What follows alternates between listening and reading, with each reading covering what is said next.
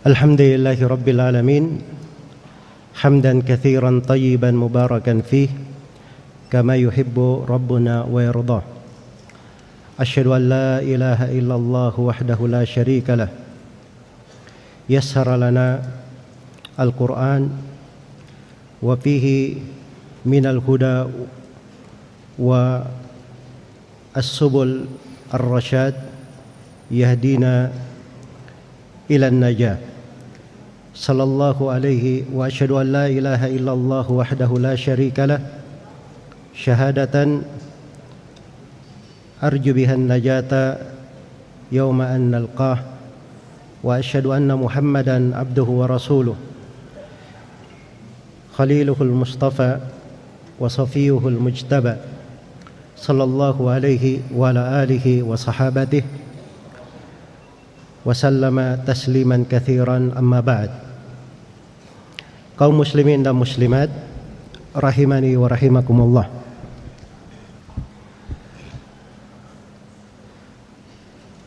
Alhamdulillah, kita bersyukur kepada Allah Subhanahu wa taala dikumpulkan di majelis yang baik ini, di acara yang berberkah ini, Tabligh Akbar Ahli Sunnah wal Jamaah Sulsel Bar. Semoga Allah Subhanahu wa taala mencatat kebaikan untuk kita semua, selalu menuangkan keberkahan untuk kita di dalam negeri kita ini, membukakan untuk kita pintu-pintu ketaatan, menghindarkan kita semua dari segala kejelekan dan segala hal yang tidak menyenangkan. Dan semoga Allah Subhanahu wa taala menjadikan kebersamaan kita di majelis ini sebagai kebersamaan yang dirahmati, yang membawa ketenangan dan kebaikan untuk kita semua di dunia dan di akhirat. Innahu waliyyu dzalika wal qadiru alaih. Dari keutamaan umat Islam ini, Allah Subhanahu wa taala memudahkan untuk mereka petunjuk dan mempermudah jalan di dalam mempelajari agama mereka. Dan pada tuntunan dan agama mereka terdapat segala kelengkapan, segala hal yang diperlukan di dalam kehidupan mereka. Itulah agama Islam.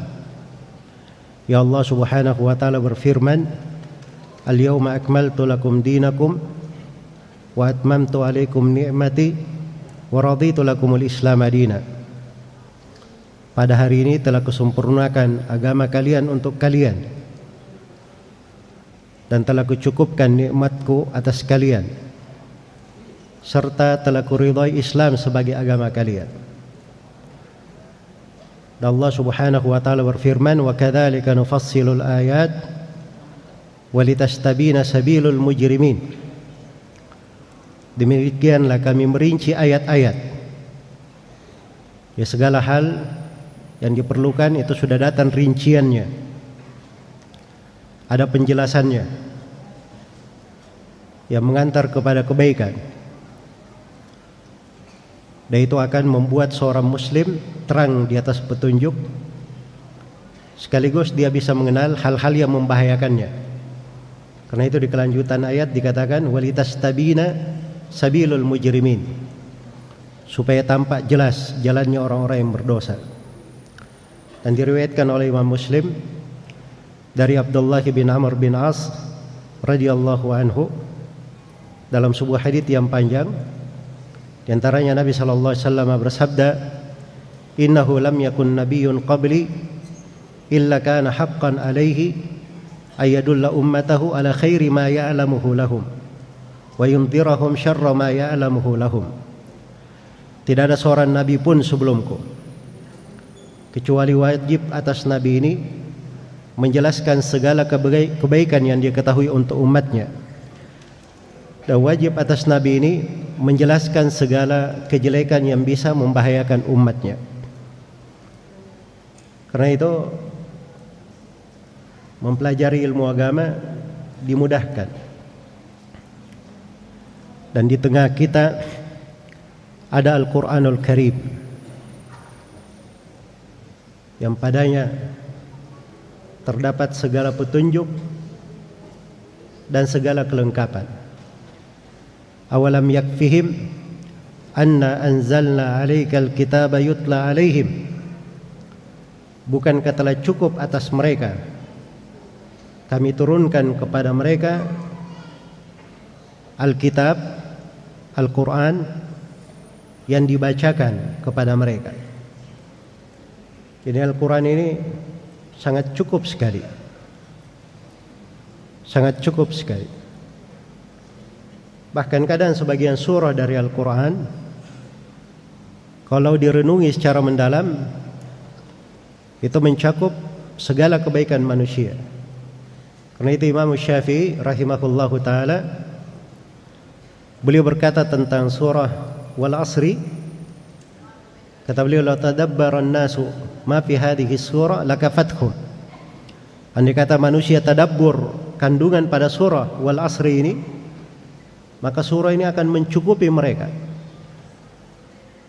Akan mencukupi mereka.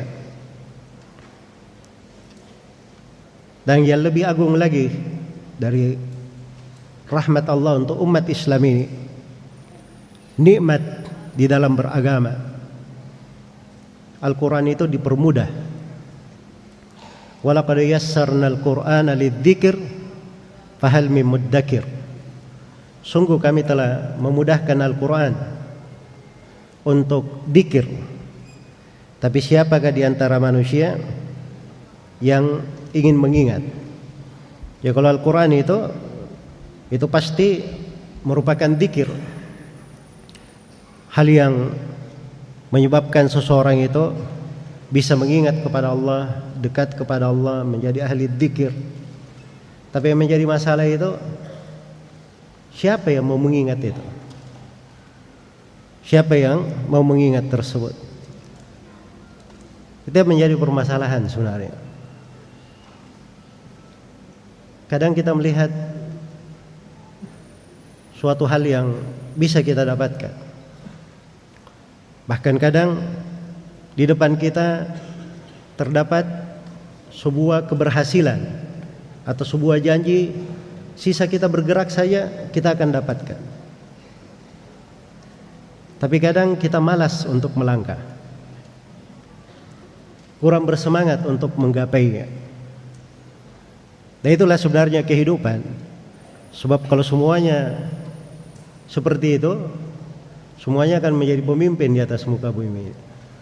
Laulal masyaqqatu sadan nasu kulluhum al-judu yufkiru wal ikdamu qattalu. Andai kata bukan hal yang berat, bukan rintangan, ada proses, maka semua manusia sudah jadi pemimpin. Semua manusia sudah berhasil. Tapi itu kehidupan. Memang harus ditahu prosesnya kemana, jalannya apa, agar supaya kita bisa mencapainya. Karena itu kita umat Islam ini dimuliakan oleh Allah dengan Al-Quranul Karim. Terdapat di dalamnya segala kebaikan, terdapat di dalamnya segala petunjuk. Sisa bagaimana kita menjadi ahli Al-Quran, orang yang tercatat sebagai ahlul Quran, yang merupakan orang-orang yang punya hubungan dekat kepada Allah Subhanahu wa taala. Diriwayatkan oleh Imam Ahmad dari Anas bin Malik radhiyallahu taala anhu, Rasulullah sallallahu alaihi wasallam bersabda, "Inna lillahi ahlina minan nas." Sungguhnya Allah memiliki ahlin dari manusia. Ahli itu dalam bahasa Arab bisa bermakna keluarga atau siapa yang bersamanya, siapa yang mengikutinya. Itu ahl ya dalam bahasa Arab. Iya. Sama kita dalam bahasa Indonesia ya, kalau dikatakan keluarga, kadang ada hubungan nasabnya, kadang ada hubungan kabilahnya atau hubungan sukunya. Walaupun dari sudut nasab tidak ada hubungan, tapi dia karena satu daerah satu suku dianggap sekeluarga begitu. Iya. Sungguhnya Allah punya ahlin, keluarga-keluarga dari manusia. Jadi ini menarik sekali. Luar biasa ini, siapa ini yang punya kedekatan kepada Allah?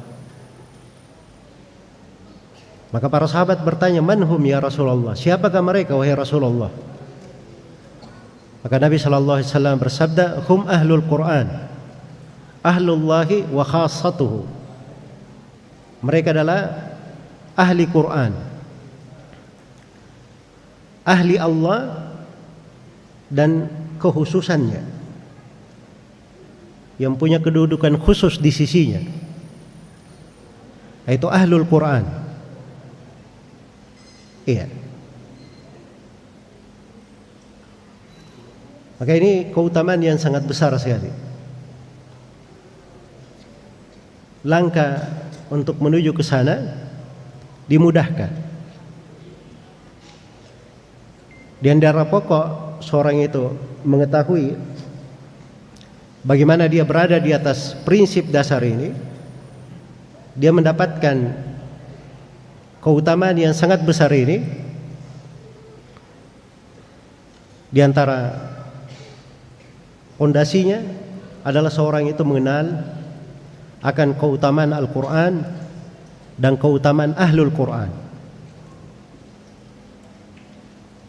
So, kalau dia tahu keutamaan Al-Quran dan keutamaan Ahlul Quran,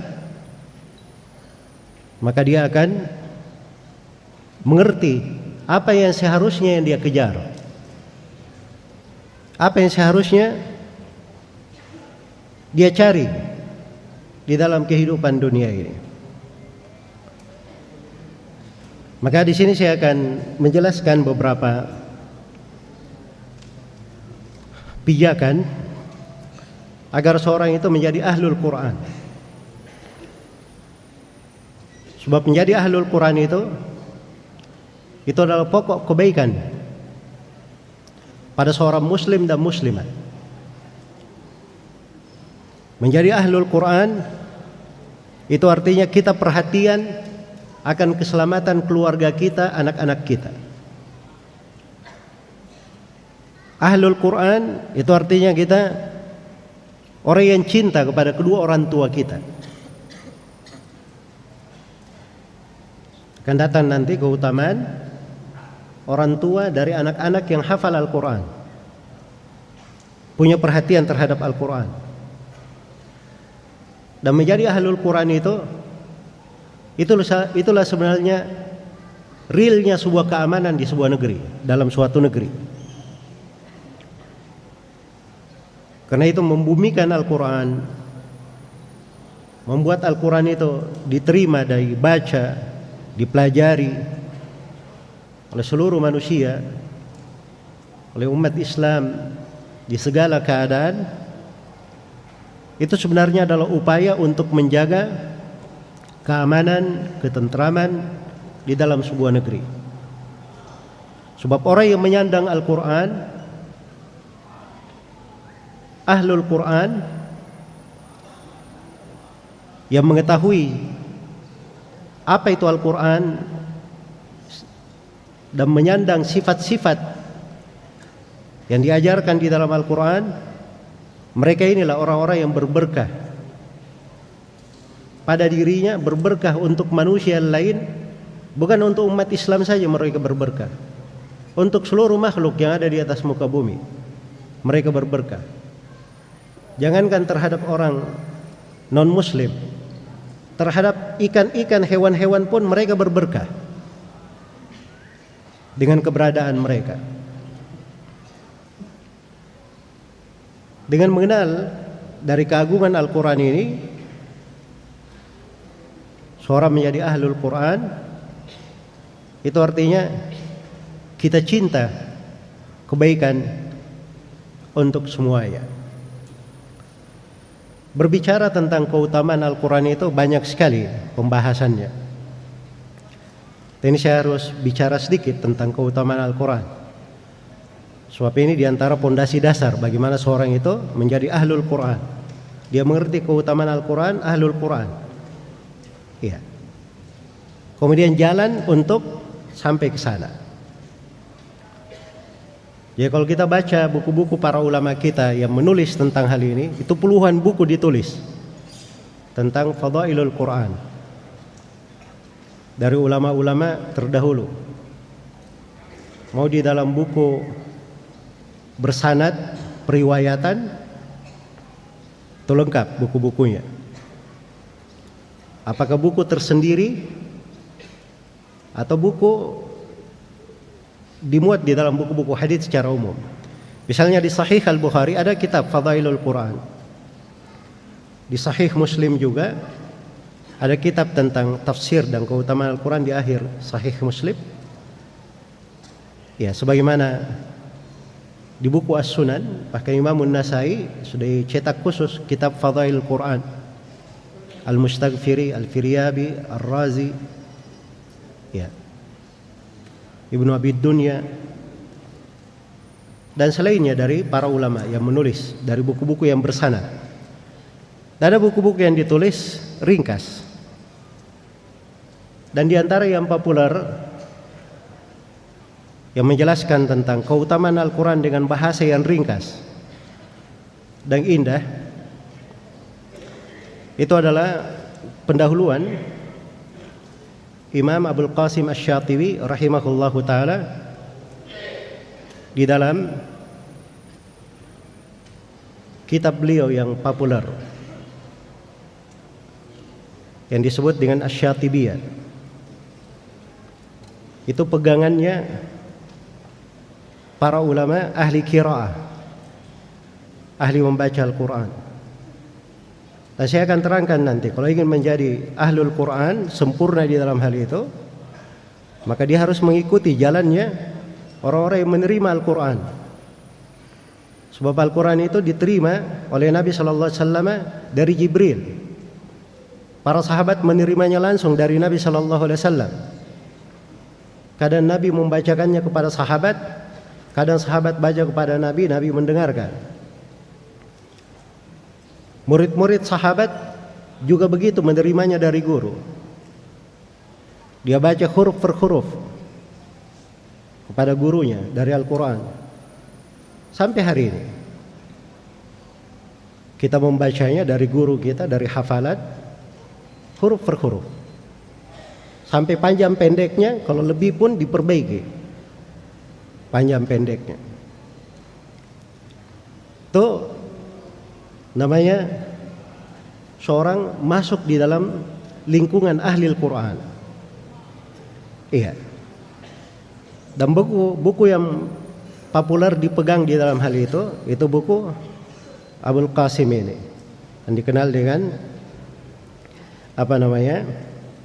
Asy-Syatibiyah. Ya, populernya disebut seperti itu. Ya. Kalau nama lengkapnya yang beliau sebutkan, itu beliau sebut dengan nama Hirzul Amani wa Wajhut Tani. Tapi tentang keutamaan Al-Quran ini beliau jelaskan di pendahuluannya. Kita akan baca, saya akan baca dari pendahuluan Imam Syatibi di kesempatan ini.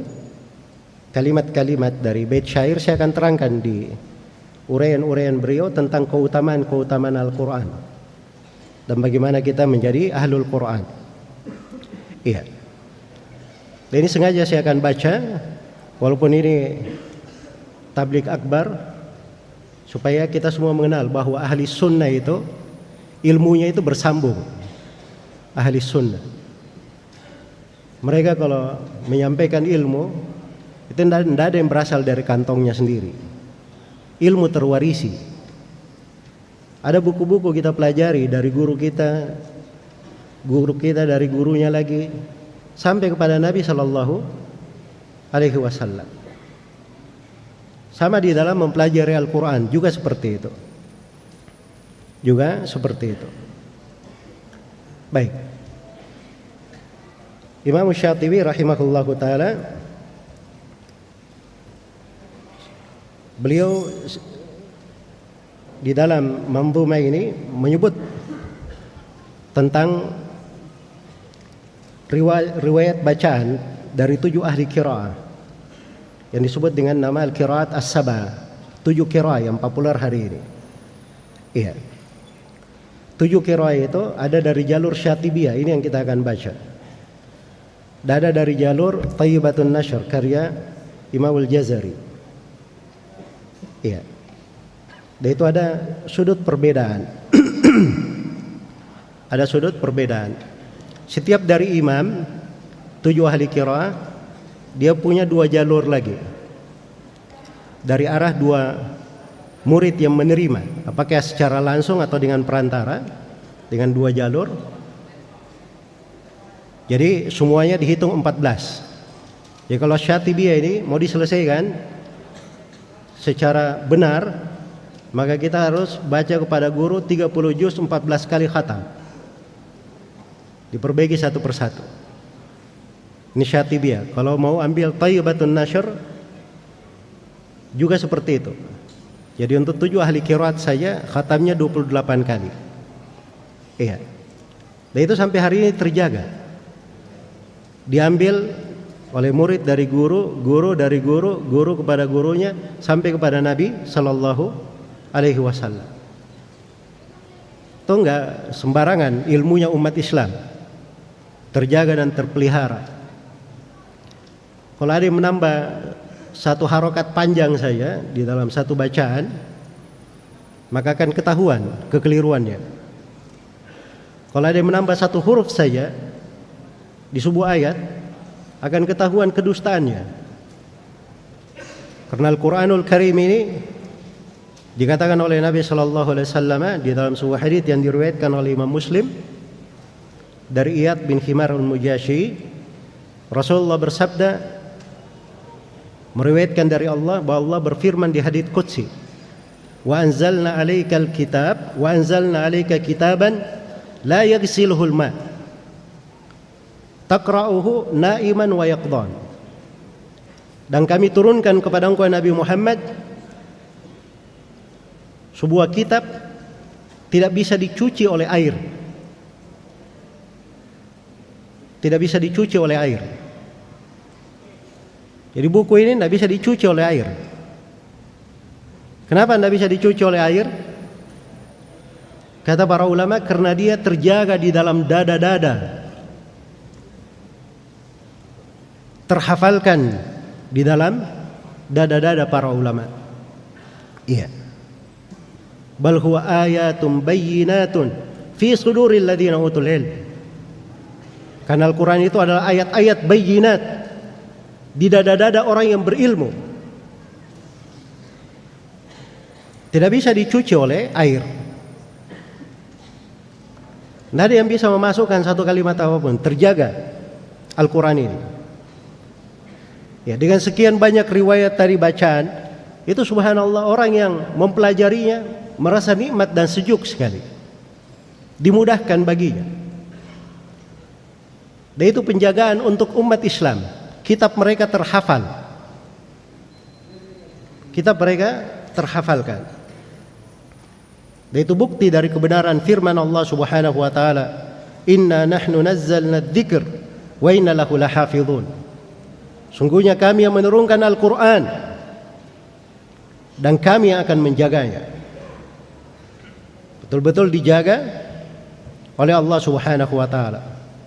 Kitab ini diturunkan tidak bisa dicuci oleh air. Kamu wahai Nabi Muhammad bisa membacanya dalam keadaan tidur maupun dalam keadaan terjaga. Iya. Maksudnya dalam keadaan tidur maupun terjaga, itulah dibaca di segala keadaan. Dia tersimpan di dada. Dia tidur pun Al-Quran itu di dadanya. Dan sebagian ulama mengatakan makna dari hadits itu, kamu bisa membacanya dengan penuh kemudahan. Dengan penuh kemudahan. Itulah Al-Quranul Karim. Terjaga Iya, terpelihara, terjaga dan terpelihara. Maka para ulama rahimakumullahu taala untuk penjagaan terhadap riwayat-riwayat Al-Quran ini telah menulis karya-karya tulis banyak sekali untuk merinci semua itu. Ya, kalau mau masuk dalam hal yang mendetail menjadi ahli Al-Quran, ada tingkatan yang dianggap cukup seorang di situ sebagai ahli Al-Quran, dan ada tingkatan yang disitulah letak perjenjangan derajat. Iya.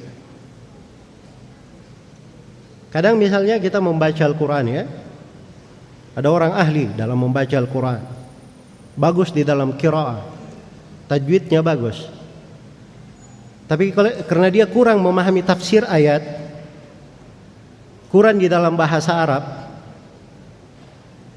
kurang di dalam menguasai ucapan para salaf tentang ayat-ayat Al-Quran, akhirnya dia berhenti kadang bukan pada tempatnya. Itu berhenti bukan pada tempatnya itu ada juga pembahasannya di kalangan ahli qiraah. Ya, kalau kita membaca Al-Quran itu nikmatnya kita berhenti pada tempat yang tepat. Dan itu mengharuskan kita memahami ayat-ayat yang kita baca, bukan memahami kalimat-kalimatnya saja. Dia paham tema ayat itu apa, maksud ayatnya apa, tafsirnya apa, sehingga dia bisa berhenti pada tempatnya. Iya. Bahkan kadang kalau dia berhenti di satu tempat punya satu makna, kalau dia sambung punya makna lain. Dan itu dari kehebatan Al-Quran. Karena itu Al-Quran ini, ketika kalangan jin mendengar Al-Quran, mereka berkata, Inna sami'na Qur'anan ajaba. Kami mendengarkan Quran yang penuh dengan keajaiban, menakjubkan sekali. Saking menakjubkannya Al-Quran ini, Nabi sallallahu alaihi wasallam pernah membaca surah An-Najm, lalu beliau sujud tilawah. Kaum muslimin sujud tilawah. Kaum musyrikin yang mendengarkan Nabi membaca, padahal mereka musyrikin, juga ikut sujud.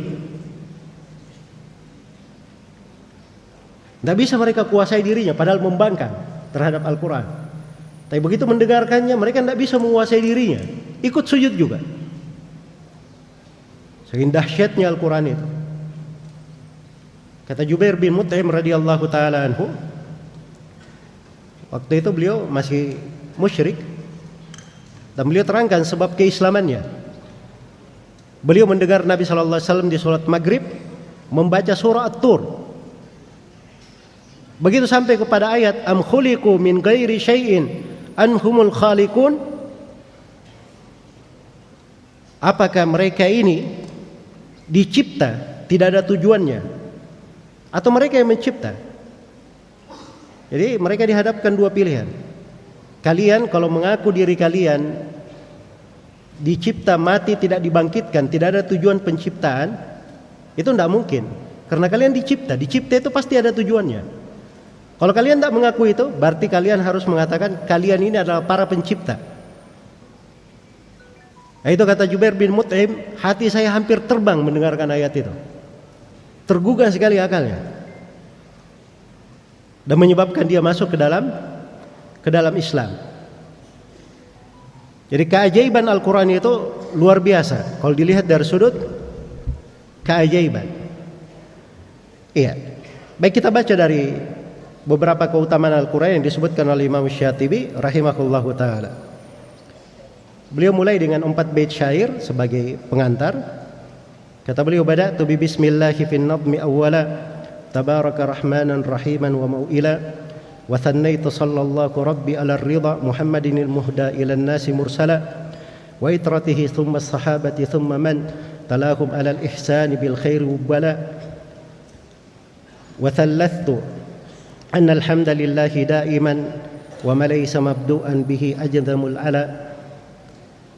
Baik, itu selawat dan salam untuk Nabi sallallahu alaihi wasallam.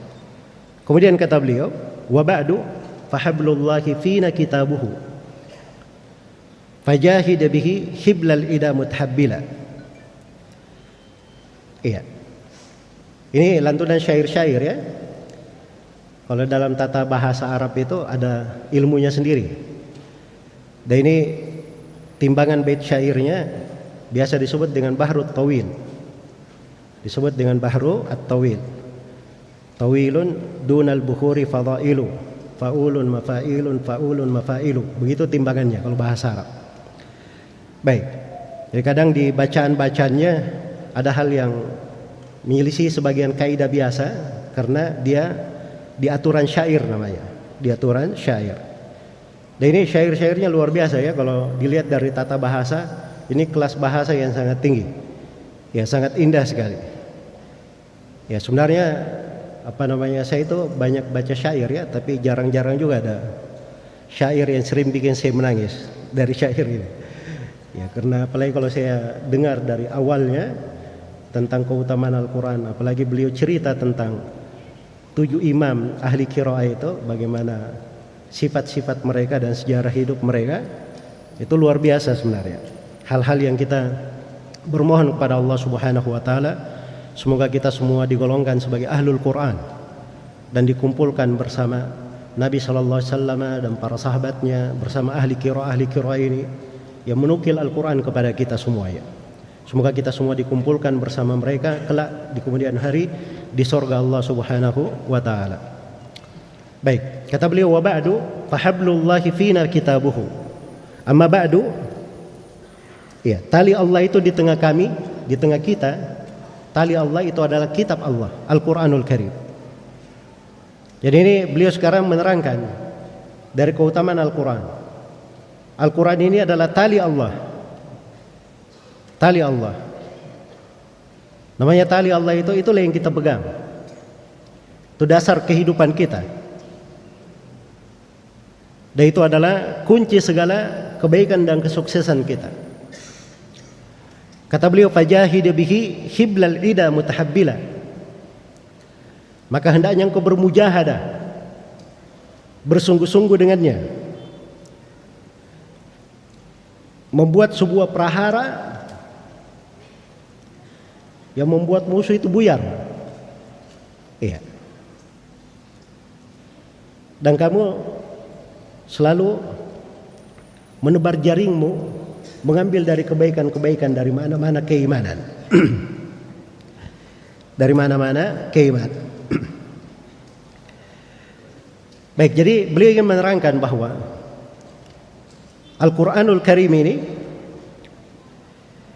yang terdapat di dalamnya berbagai kejelasan, berbagai keterangan, itu bisa menyebabkan kita menghadapi segala hal yang merintangi kita kepada Allah, dari kalangan jin maupun manusia. Sebab yang menghalangi kita dari jalan Allah itu ada dari kalangan jin, ada dari kalangan manusia. Ingat, ada iblis yang sudah bersumpah. Dan iblis ini diberi waktu hidup hingga akhir masa, hingga hari kiamat dia hidup. Dan dia sudah bersumpah, "Fa rabbika la aghwiyannahum ajmain." Ya, "Fa bi izzatika la aghwiyannahum ajmain." Demi keagunganmu ya Allah, saya akan menyesatkan mereka semua. Ingin menyesatkan manusia. Itu misi iblis. Dan ada musuh kita dari kalangan jin, kalangan syaitan. Inna syaitana lakum adu fattakhiduhu aduwa. Sungguhnya syaitan bagi kalian adalah musuh. Anggap mereka sebagai musuh-musuh. Dan syaitan itu ada dari kalangan jin, ada dari kalangan manusia. Wa kadzalika ja'alna likulli nabiyyin aduwan syayatinal insi wal jin. Demikianlah kami jadikan untuk setiap nabi ada musuhnya, para syaitan dari kalangan jin dan manusia. Ini Al-Quran ini dipakai untuk mujahadah, bersungguh-sungguh menghadapi itu semua, supaya kita terhindar dari kejelekan itu. Mutahabbila, Selain daripada itu, Al-Quran ini dengannya kita bisa menjaring berbagai kebaikan, berbagai makna keimanan. Ini kalimat luas sekali ya kalau dilihat kebaikan Al-Quran. Subhanallah. Kadang satu ayat kita baca dari Al-Quranul Karim, mungkin itu lebih baik daripada dunia dan segala isinya. Lebih baik daripada dunia dan segala isinya. Itulah umat Islam diberi keberkahan oleh Allah. Dia ada sholat 5 waktu. Di sholat 5 waktu, pada setiap rakaatnya diwajibkan membaca apa? Surah Al-Fatihah. Surah Al-Fatihah berapa ayat? 7 ayat. Walaqad atainaka sab'an minal mathani. Kami berikan kepada engkau Nabi Muhammad 7 yang berulang-ulang. Maksudnya itu surah Al-Fatihah. Iya. 7 ayat. Kemudian kita disyariatkan setelah membaca surah Al-Fatihah membaca sebuah surah. Satu surah itu paling pendeknya 3 ayat. Jelas ya?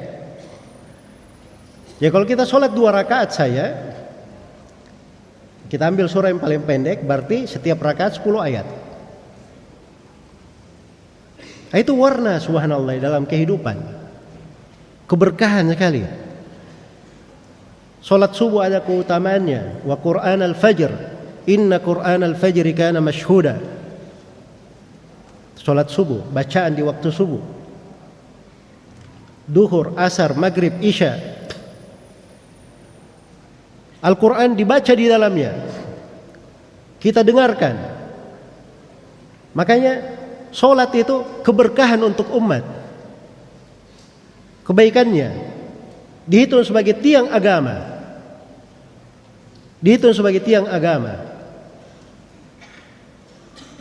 Nah ini di pasca pandemi ini, pemerintah kita memberi kelonggaran untuk normal kembali sholat di masjid.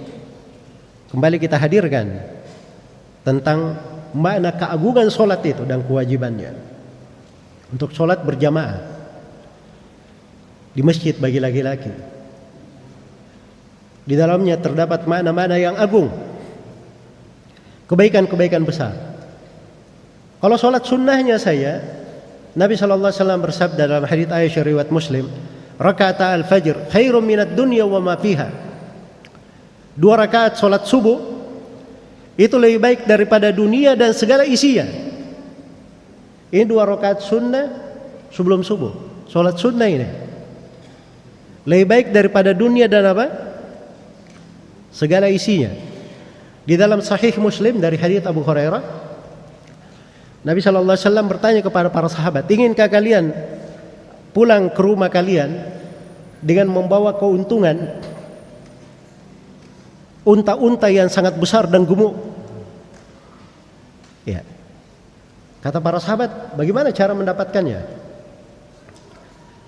Ini kalau kita bisnis ya, hitungan bisnis ini. Unta itu berapa harganya? Ya. Ini unta besar dan gemuk ini. Ya mungkin taksirannya paling sedikit mungkin 30 juta. Mungkin ya kita ambil harga yang paling murah 30 juta. Kalau kita pulang bawa 1 ekor unta harga 30 juta. Atau hilangkan unta, tidak ada unta di Indonesia. Kita pulang ke rumah bawa keuntungan 30 juta. Kira-kira bagaimana? Bagus atau tidak? Hah? Bagus, ini 1 ekor unta.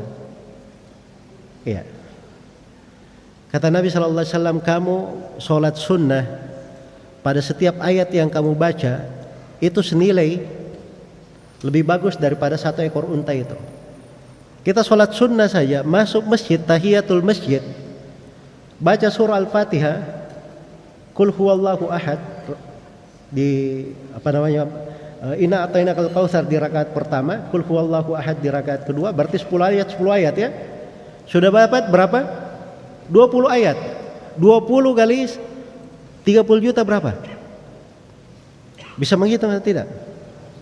Bisnis kita ini. Hah? Sudah dapat berapa? 600 juta. Cuma 2 rakaat. Nah, ini kalau hitung-hitungan bisnis ya, kalau 600 juta Masya Allah, dia tunggui tokonya sehari semalam pun dia siap. Ya. Ini kadang kita tidak pikir 2 rakaat subhanallah. Ada kita membaca Al-Quran di dalamnya, luar biasa dari kebaikannya. Ini solat sunnah ini. Bagaimanapun dengan solat wajibnya, hal-hal yang sangat besar di sisi Allah. Solat wajib ini diterima oleh Nabi bukan di tempat sembarangan. Semua kewajiban di dalam agama itu diterima oleh Nabi di atas muka bumi. Kecuali solat 5 waktu, diterima oleh Nabi bukan di bumi ini, di atas langit diterimanya. Tadinya 50 waktu, diperingan untuk umat Islam ini menjadi 5 waktu. 5 waktu ini senilai 50. Senilai 50. Ini harus kita pahami ya, keagungan dan kebesaran agama kita. Supaya kita sadar kita ini umat, banyak sekali kenikmatan yang Allah berikan untuk kita. Iya. Banyak sekali kenikmatan yang Allah berikan untuk kita. Jadi Al-Quranul Karim itu kalau kita baca di dalam sholat wajib saja, sholat 5 waktu, itu luar biasa. Kebaikan-kebaikan dan keberkahannya. Apalagi kalau Al-Quran itu memang kita baca secara lengkap dan sempurna. Ya. Kita jadikan sebagai pedoman di dalam kehidupan kita. Karena itu wajar kalau penulis di sini mengatakan fajahid bihi hiblal ida mutahabbila. Ya. Itu dari keindahan. Kemudian kata beliau wa akhliq bihi its laysa yakhluqu jiddatan jadidan muwalihi alal jiddi mukbila. Kata beliau betapa pantasnya Al-Quran ini kita untuk memperhatikannya. Karena Al-Quran ini tidak pernah membosankan, tidak ada usangnya, tidak ada kadaluarsanya Al-Quran itu. Iya. Orang yang membacanya itu subhanallah selalu terperbaharui. Bahkan Nabi SAW pernah beliau sholat malam, beliau hanya membaca 1 ayat saja, beliau ulang-ulangi sampai pagi. In tu'adzibuhum fa innahum ibaduk wa in taghfir lahum fa innaka antal azizul hakim. Itu 1 ayat di akhir surah Al-Maidah. Beliau ulang-ulangi 1 ayat. Karena Al-Quran seperti itu. Iya. Orang-orang yang berilmu itu subhanallah, mereka hafal Al-Quran, selalu membacanya.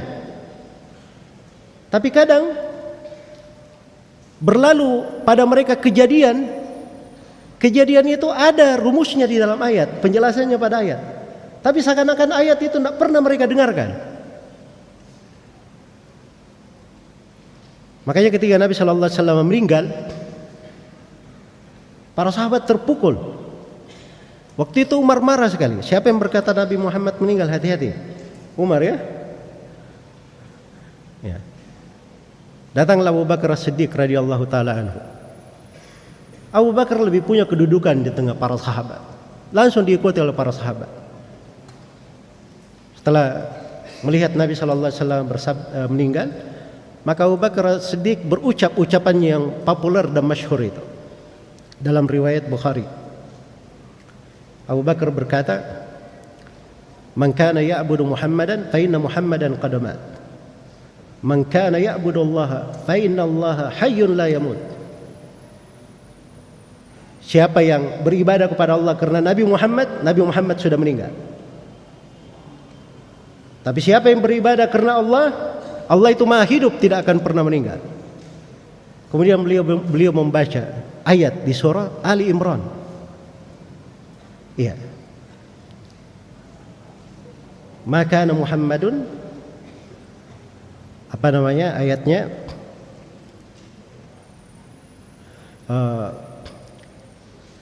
Illa rasulun qad khalat min qablihi ar-rusul afa imma ta'u qutila inqalabatum ala aqabikum Muhammad itu hanyalah seorang rasul yang sudah berlalu dari para rasul.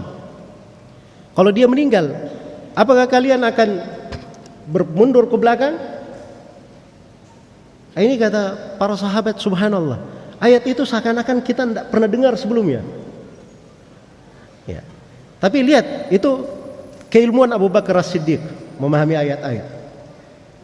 Langsung dalam pemahaman ayat itu ketika terjadi kejadiannya.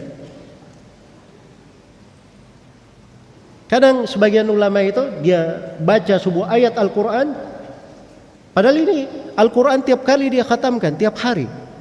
Tapi subhanallah, berhenti dirinya pada suatu hari di sebuah ayat, dia merenungi pada ayat tersebut sesuatu yang sebenarnya sangat terang, menegur dirinya. Menegur dirinya. Dan itu kalau diperhatikan di dalam sirah para ulama membaca ayat-ayat Al-Quran, itu luar biasa. Karena itu Al-Quran itu tidak ada usahanya. Iya. Kata beliau, jadidan muwalihi alal jiddi mukbila. Dia selalu tinggi, terperbaharui. Jadidan itu dari kata jid, ketinggian dan keagungan. Dia selalu tinggi. Orang yang perhatian terhadap Al-Quran ini, selalu terikat dengannya, ahli Al-Quran ini, dia juga selalu di atas ketinggian, tempat yang tinggi. Itu aja arahan dia. Karena itu Al-Quranul Karim tidak ada usangnya. Ya, jangan berkata, oh saya ini Ustadz belum hafal Al-Quran. Ya. Terus memang kenapa kalau tidak hafal Al-Quran? Tidak bisa membaca Al-Quran. Al-Quran ini dari keistimewaannya, orang yang menghafalnya ada pahala tersendiri. Orang yang membacanya ada pahala tersendiri. Orang yang merenunginya, tadabbur terhadap kandungannya, itu punya pahala yang lebih besar lagi. Sebab itu jenjang yang memang paling dibesarkan tentang Al-Quran. Bahkan orang yang melihat mushaf saja, dia cuma melihat mushaf, ayat-ayatnya, mulutnya tidak bergerak, itu ada pahalanya tersendiri. Makanya Imam Nawawi itu mengatakan bahwa membaca Al-Quran dengan melihat mushaf itu lebih utama daripada membaca Al-Quran melalui hafalan. Melalui hafalan. Itu pendapat Imam Nawawi rahimahullahu ta'ala. Jadi ada keutamaan. Ya.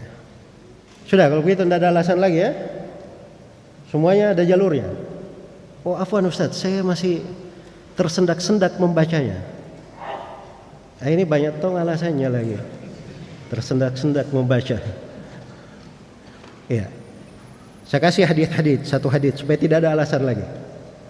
Diriwayatkan oleh Imam Al-Bukhari, Imam Muslim dari Aisyah radhiyallahu taala anha, Rasulullah sallallahu alaihi wasallam bersabda, "Al-mahiru bil Qur'an ma'as safaratil kiramil barara." Seorang yang mahir membaca Al-Quran, mahir, lincah, jago dia baca Al-Quran. Ini bersama para malaikat yang berkeliling-keliling, malaikat yang mulia, tingkatannya dia sama malaikat dia. Walladhi yaqra'ul Qur'an wa huwa yatata'u fihi wa huwa alaihi syaq lahu ajran. Walladhi yaqra'ul Qur'an yatata'u fihi wa huwa alaihi syaq lahu ajran. Orang yang membaca Al-Quran, kemudian dia tersendat-sendat dalam membacanya, terbata-bata, berat membacanya, dia dapat 2 pahala. Dapat 2 pahala. Pahala membaca dan pahala dia berjuang untuk membaca. Jadi jangan lagi ada alasan, saya belum lincah membaca Al-Quran. Al-Quran ini harusnya kita ambil wirid di dalam kehidupan kita, supaya kita menjadi ahli Al-Quran. Iya, menjadi ahli Al-Quran. Ada sebagian hadits yang menjelaskan tentang para sahabat membaca bacaan hariannya. Ada sebagian athar di dalam hal itu. Ya, yang jelas dari keseluruhannya menunjukkan bahwa dari kebiasaannya Nabi sallallahu alaihi wasallam dan para sahabat, mereka itu ada pembagian dalam membaca Al-Quran. Karena itu ada istilah-istilahnya. Misalnya Al-Mufassal. Al-Mufassal itu surah-surah belakangan, dari surah Qaf sampai surah An-Nas. Iya. Dan itu ada di bahasanya para sahabat Rasulullah sallallahu alaihi wasallam. Dari membagi Al-Quran itu, sebagian sahabat itu membagi hari-hari kehidupannya dengan menghatamkan Al-Quran dibagi 7. Dibagi 7. Iya. Mudahnya begini kalau mau dibagi 7. Disebut saja kata kuncinya fami bisyaukin. Fami bisyaukin. Mulutku rindu membaca, begitu ya. Ada 7 huruf di situ. Fami, fa, mim, ya, bisyaukin, ba, shin, waw, qaf. Nah, itu urutan bacanya. Jadi fa itu surah Al-Fatihah. Hari pertama baca surah Al-Fatihah sampai akhir surah An-Nisa. Itu hari pertama. Hari kedua baca surah Al-Maidah, mim, sampai akhir surah At-Taubah. Hari ketiga baca surah Yunus sampai akhir surah An-Nahl. Kemudian hari yang keempat baca surah Al-Isra, atau nama lainnya surah Bani Israel, makanya disebut Bani Israel. Ya. Sampai akhir surah Al-Furqan. Ini hari yang keempat. Hari yang kelima baca surah Asy-Syu'ara sampai akhir surah Yasin, hari kelima. Hari yang keenam baca surah As-Saffat sampai akhir surah Al-Hujurat. Hari yang ketujuh surah Qaf sampai surah An-Nas. Itu sebagian sahabat. 7 hari, tiap 7 hari dia khatam Al-Quran. Nabi SAW berkata kepada sebagian sahabat, kamu khatamkan Al-Quran tiap bulan. Ya kalau tiap bulan baca 1 juz 1 hari, kan begitu. Kata sahabat ini, ya Rasulullah, saya mampu lebih daripada itu. Kalau begitu kamu baca setiap 15 hari. Saya lebih mampu, lebih kuat. Kata Nabi, kalau begitu kamu khatamkan tiap 7 hari. Kata sahabat ini, saya lebih mampu ya Rasulullah, masih kuat. Kata Nabi, kalau begitu kamu khatamkan tiap 3 hari. Kata sahabat ini, ya Rasulullah, saya lebih kuat. Sebab sahabat ini tadinya dia khatamkan tiap malam. Ya. Sampai istrinya itu mengeluh kepada Nabi SAW. Maka Nabi perintah dia supaya bertahap seperti itu. Kemudian Nabi tidak izinkan dia lebih dari 3 hari. Di hari biasa 3 hari, tapi kalau bulan Ramadan tidak apa-apa. Mau khatam tiap hari juga nggak ada masalah. Imam Syafi'i itu 2 kali khatam kalau Ramadan. Siang khatam, malam khatam. Selesai Ramadan 60 hari. 60 kali khatam ya. 60 kali khatam. Sebagian sahabat ada yang seperti Utsman bin Affan, beliau pernah sholat malam. Ya, dalam sholat malam beliau khatamkan Al-Quran dari hafalannya. Ini bukan sembarangan ya. Untuk sampai ke derajat itu perlu menjadi ahlul Quran. Orang-orang yang memang menyatu di Al-Quran. Dan ingat, para sahabat itu bukan orang yang membaca Al-Quran sekedar membaca di lisan. Ya, seperti yang kita lihat pada sebagian orang ya, kalau di bulan Ramadan, ya ini Masya Allah dia tiap hari khatam Al-Quran. Bagaimana khatam Al-Qurannya? Bacanya aja kumat kamit tidak tahu apa artinya. Itu tidak benar, itu bukan membaca namanya. Kalau mau sampai ke tingkatan cepat, belajar dulu yang benar. Belajar bahasa Arab yang benar. Belajar Al-Quran itu, belajar tafsirnya. Ini Utsman bin Affan bukan sembarangan ya. Kita ini baca Al-Quran, yang kita baca riwayat Hafs dari Asim. Asim itu mengambilnya dari jalurnya itu beberapa orang sahabat. Salah satunya Utsman bin Affan radhiyallahu taala anhu. Itu ahli Quran itu Utsman bin Affan. Bukan sembarangan. Kalau ingin sampai ke jenjang itu ada tingkatan-tingkatannya, ada ilmunya. Jadi maksudnya bahwa Al-Quran itu penuh dengan keagungan. Ya. Siapa yang masuk di dalamnya, maka pasti banyak kebaikan dia dapatkan. Kemudian kata Imam Syatibi rahimahullahu taala, wa qari'uhul mardiyu qarra mithaluhu kalau trujji halaihi murihan wa mukila. Kata beliau, ada orang yang membaca Al-Quran itu, qari'nya ini sekarang, si pembaca Al-Qurannya, dia adalah al-mardi, orang yang diridhai. Dia selalu diridhai, orang yang membaca Al-Quran. Iya. Dan memang kalau kita lihat dari sebab-sebab seorang itu diridhai oleh Allah Subhanahu wa taala, banyak dari sebab-sebab datangnya ridho Allah itu kembali kepada pengagungan terhadap Al-Quran dan mengamalkannya, mempelajarinya. Maka qari Al-Quran, orang yang membaca Al-Quran itu al-mardi, orang yang diridhai. Wa qari'uhul mardiyu qarra mithaluhu, perumpamannya itu sudah ditetapkan oleh Nabi. Kalau trijji halaihi murihan wa mukila, seperti at-trujja, bahasa haditsnya begitu ya. Kalau ini kan dia dibacaannya karena syair ya, dibaca kalau trujji seperti buah at-trujja. Ada di dalam hadits riwayat Bukhari dan Muslim, Nabi sallallahu alaihi wasallam bersabda, "Mathalul mu'minil ladzi yaqra'ul Qur'an mathalul at-trujja." Perumpamaan seorang mukmin yang membaca Al-Quran seperti at-trujja. At-trujja itu buah pohon yang bagus gitu, daun-daunannya tahannya itu lembut. Iya. Kata Nabi sallallahu alaihi wasallam, buah trujja ini rihuha thayyib wa ta'muha thayyib. Buahnya itu, buah trujja ini baunya itu harum, makan rasanya juga sangat enak sekali.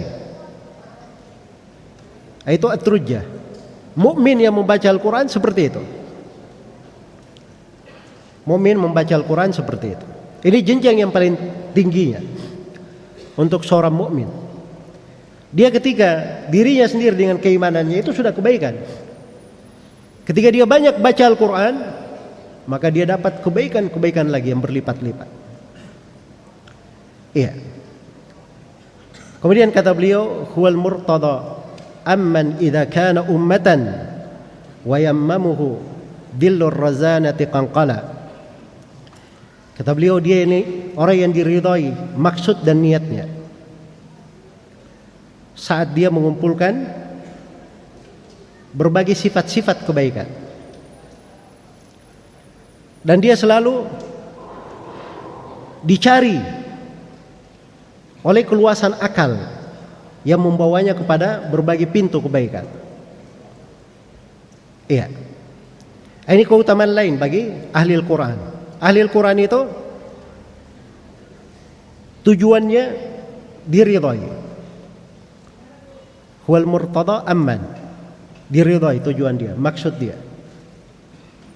Karena itu ahli Al-Quran dia perbaiki dari niatnya. Dari niatnya saja itu dia niat mau menjadi ahli Al-Quran, niatnya saya itu sudah luar biasa niatnya. Iya. Ya, seorang itu jangan menelantarkan niat yang baik ya. Karena pokok kebaikan itu bermula dari niat. Iya. Dia berniat yang baik dengan sungguh-sungguh. Dia mohon kepada Allah Subhanahu wa taala dimudahkan pada niatnya menjalankannya. Kemudian dia berusaha. Dia pasti akan sampai ke jenjang itu. Karena itu kata Nabi sallallahu alaihi wasallam dalam hadits yang diriwayatkan oleh Imam Muslim, "Man talaba asy-syahadata bisidqin ballaghahu Allahu manazil asy-syuhada wa imata ala firashihi." Siapa yang mencari mati syahid dengan kejujuran, ini sidik ini ada niat yang tulus, dia sudah berusaha, jujur dia, tidak dusta dalam hal itu, maka Allah akan angkat dia ke derajat orang-orang yang mati syahid, walaupun dia meninggal di atas ranjangnya, bukan meninggal di medan peperangan. Sama kalau seorang ingin menjadi ahli Al-Quran, mulai benahi dari niat dulu. Punya niat yang baik. Ya, agungkan Al-Quran itu. Jangan berjelek sangka. Oh, baru dengar tentang Al-Quran tadi, apalagi saya kadang-kadang keceplosan juga ya. Saya kadang itu seperti menyebut tadi ya, kalau mau ambil ini perlu 14 kali khatam, 28 kali khatam. Saya kadang ngeri-ngeri juga, sebagian yang hadir bilang, wah berat sekali nih kalau kayak gini. Saya tidak mau menyusahkan. Jelas ya? Cuma itu saya ingin cerita, agama ini banyak keluasan di dalamnya. Ya, tapi yang ada yang mendengar begitu dia langsung berjelek sangka. Oh saya ini tipe ingatannya kelas-kelas dasar. Ya, nggak bisa seperti itu. Itu berburuk sangka pada diri namanya. Nggak cocok seperti itu. Ya. Seorang itu walaupun dia ada keterbatasan, tapi jangan dia bersandar pada dirinya. Kalau diri kita banyak keterbatasannya, tapi kalau kita bersandar kepada Allah, ada yang membatasi Allah? Tidak ada keterbatasan pada Allah. Allah Maha mampu atas segala sesuatu. Mohon kepada Allah, bersandar kepadanya, berbaik sangka kepada Allah. Itu niat yang baik dulu. Ada sesuatu yang baik di dalam hati, kejujuran, ketulusan. Dia selalu bermohon kepada Allah, lalu dia mulai berjalan. Itu kejujuran lain ya. Jangan sampai ucapannya saja, wah saya ini kalau tanya ahlul Quran, insya Allah saya nomor 1 nanti depan. Ya, nomor 1. Kerjanya main HP tiap hari. Ya, berselancar di Facebook. Harusnya 5 jam dia sudah hafal 1 halaman. Ini 5 jam dia cuman ribut komentar di Facebook saja. Ya. Ini susah yang kayak ginian.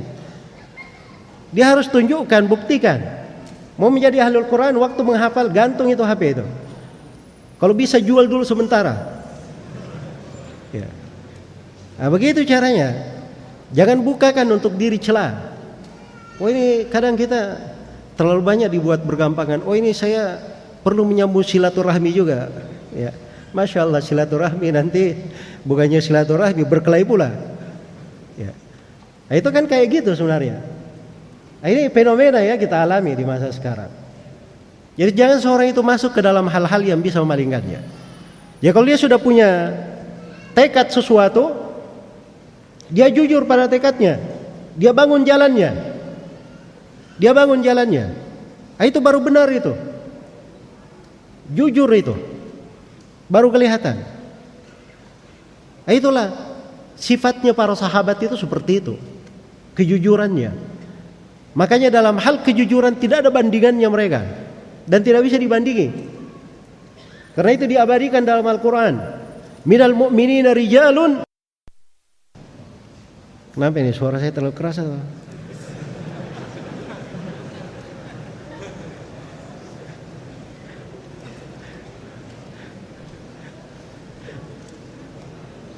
Baik. Jadi dikatakan dalam Al-Quran, minal mu'minina rijalun sadaqu ma ahadullah alaih, faminhum man qadha nahbahu wa minhum man yantadhir wa ma baddalu tabdila. Dari kaum mukminin itu ada sekelompok lelaki. Ya ini lihat bahasa Arab ya. Minal mu'minin dikatakan al-mu'minin, bukan al-mu'minat. Tahu al-mu'minin ya? Mu'minin itu orang yang beriman laki-laki, mukminat orang yang beriman perempuan. Ini kan dikatakan minal mu'minin, sebenarnya sudah laki-laki. Tapi dikatakan dari kaum mukminin ada sekelompok lelaki. Memang bukan laki-laki yang di depan. Enggak, ini laki-laki, tapi ini bukan sembarang laki-laki ini. Orang-orang ini. Itu para sahabat ini radhiyallahu taala anhu. Rijalun sadaqu ma ahadullah alaih. Mereka jujur, tulus pada janji yang mereka ambil. Mereka itu kalau masuk dalam Islam membaiat Rasulullah. Iya. Ada yang membaiat untuk dengar dan taat kepada pemerintah, ada yang membaiat untuk menasihati setiap muslim, ada yang membaiat untuk berjihad di jalan Allah, ada yang membaiat untuk begini dan begini. Ambil baiat kepada Nabi beberapa hal dalam agama supaya bisa dia jaga selama dia hidup. Iya. Tapi ini baiat untuk kepala negara ya. Ini baiat untuk kepala negara. Baiat itu syariatnya untuk kepala negara saja. Tidak ada untuk kelompok, untuk ormas. Untuk jamaah, kalau ada baiat-baiat di jamaah, itu ketahui itu semua itu di luar jalan Islam. Baiat itu hanya ada untuk kepala negara saja, atau siapa yang ditunjuk oleh kepala negara, seperti pimpinan perang, ya, baiat pada peperangan misalnya, yang ditunjuk oleh kepala negara. Ini kaidah umum ya. So, banyak sekarang ini, masya Allah ya, baiat kelompok-kelompok, ormas-ormas, ada baiatnya masing-masing, sumpah setianya. Itu tidak dibenarkan. Kita itu hanya mengambil sumpah setia dari Allah, dari Rasulnya, atau dari kepala negara terkait dengan kebersamaan di dalam menjaga sebuah negeri. Iya. Jadi mereka itu para sahabat ketika sudah mengambil janji, dalam ayat dikatakan faminhum man qadha nahbahu, di antara mereka ada yang sudah menunaikan janjinya. Ketika ayat ini turun, maksudnya sudah meninggal atau dia ada tapi sudah tunaikan janjinya. Wa minhum may yantadhir, dan di antara mereka ada yang menunggu. Maksudnya belum meninggal, masih hidup. Tapi wa ma baddalu tabdila, mereka tidak pernah mengganti. Itu aja kerjanya. Dia tegakkan. Itu ketulusan namanya. Ingin menjadi ahlul Quran, perbaiki dari mana ketulusan, kejujuran, keikhlasan. Dan dari ketulusan itu kita selalu mohon kepada Allah, minta kepada Allah, ya Allah mudahkan saya membaca Al-Quran, mudahkan saya memahaminya, jadikan saya sebagai ahlul Quran. Mohon kepada Allah subhanahu wa ta'ala agar dimudahkan. Iya. Dan dari keindahan Al-Quran ini siapa yang mempelajarinya, dia itu akan menjadi sebuah umat, menjadi sebuah umat. Umat itu arti bahasanya kan satu kelompok manusia ya, disebut umat. Tapi kadang umat itu dipakai untuk satu orang. Seperti Nabi Ibrahim dikatakan, inna Ibrahim kana ummatan qanitan lillah. Sungguhnya Nabi Ibrahim itu adalah seorang umat yang tunduk kepada Allah. Apa makna umat di situ?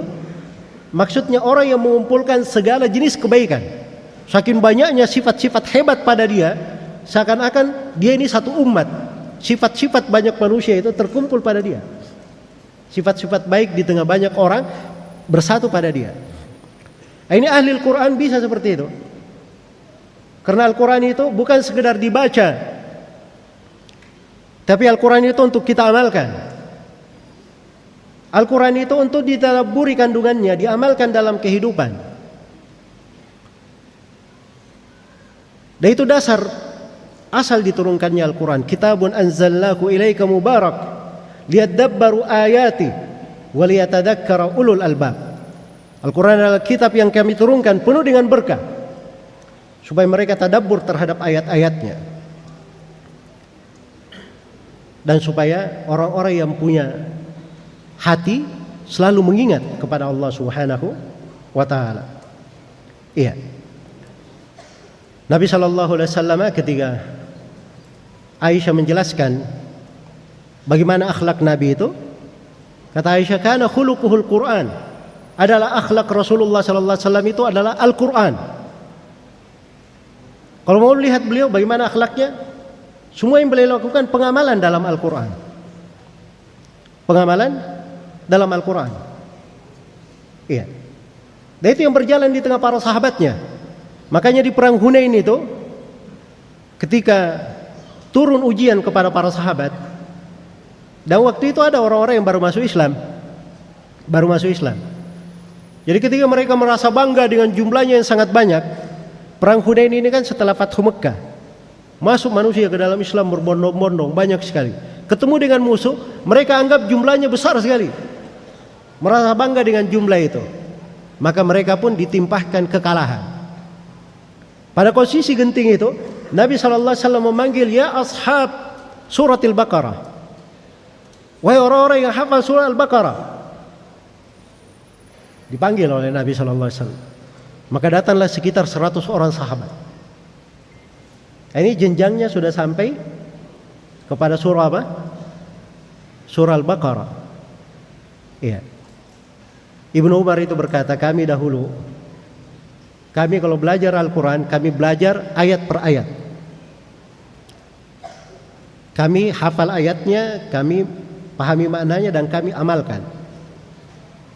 Maka mereka gabungkan antara ilmu dan amalan. Jadi mereka itu kalau disebut ashab suratul Baqarah, artinya ini orang-orang yang sudah tinggi derajatnya. Itu kata Anas bin Malik radhiyallahu taala anhu.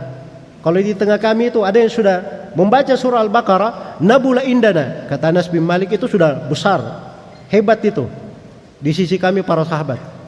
Kalau dia sudah selesai surah Al-Baqarah. Iya. Jadi menunjukkan bahwa para sahabat itu mereka terkait dengan pengamalan-pengamalan terhadap Al-Quran. Jadi ada yang menguasai surah Al-Baqarah, ada yang sudah begini dan begitu, derajatnya bertingkat-tingkat. Iya. Itulah keistimewaan mereka. Makanya ketika Nabi ingin menikahkan seorang sahabat itu yang tidak punya mahar, ya, dia minta dinikahkan kepada seorang perempuan. Kata Nabi sallallahu alaihi wasallam, kamu cari mahar. Pulang ke rumahnya, tidak ada mahar ya Rasulullah. Saya nggak dapat apa-apa di rumah untuk saya jadikan mahar. Kata Nabi sallallahu alaihi wasallam, iltamis walau khataman min hadid. Cari walaupun cincin dari besi. Ya. Cincin dari besi bukan tidak ada harganya, namanya saya cincin pasti ada harganya. Kan begitu. Tapi sangat sedikit harganya. Cari walaupun cincin dari besi. Pulang ke rumahnya. Balik lagi ya Rasulullah, saya tidak punya apa-apa. Saya hanya punya sarungku ini. Ya, tapi nggak bisa saya jadikan mahar. Kalau saya belah dua, saya mau pakai apa? Nggak nutup untuk atas saya. Maka duduklah orang ini, lama dia duduk. Setelah itu Nabi bertanya kepadanya, kamu hafal apa dari surah Al-Quran? Kata dia, ya Rasulullah, saya hafal surah ini, surah ini, surah ini. Rupanya hebat pula dia. Sudah banyak dia hafal surah. Ini bukan sekedar hafal ya. Sebab istilah mereka itu kalau sudah hafal, sudah punya surah itu, artinya dia sudah lulus, sudah mengamalkan, sudah mempelajarinya, dan bisa diajarkan kepada istrinya. Itulah yang mahal sebenarnya, bisa dijadikan mahar. Maka kata Nabi sallallahu alaihi wasallam, zawwattukaha bima ma'aka minal Al-Qur'an. Saya nikahkan kamu dengan mahar apa yang kamu hafal dari Al-Qur'an itu. Maksudnya nanti diajari istrinya. Bukan dia hafal saja, tapi diajari apa? Ke istrinya, itu yang menjadi maharnya. Iya. Ini keagungan Al-Qur'an. Keagungan dari Al-Quran tersebut. Baik. Jadi seorang yang menghafal Al-Quran itu dia bisa menjadi orang yang mengumpulkan segala bentuk kebaikan. Segala bentuk kebaikan. Karena itu kalau kita lihat subhanallah, kepala daerah yang punya perhatian terhadap Al-Quran, itu hal yang sangat disyukuri. Hal yang sangat disyukuri. Termasuk barusan ini program dari Bapak Gubernur kita, mungkin juga dari Bapak Bupati di sini. Program untuk ada membaca Al-Quran 1 hari 1 juz atau yang semisal dengan itu. Itu memang cara berpikir seorang yang mengerti kebaikan untuk manusia. Iya.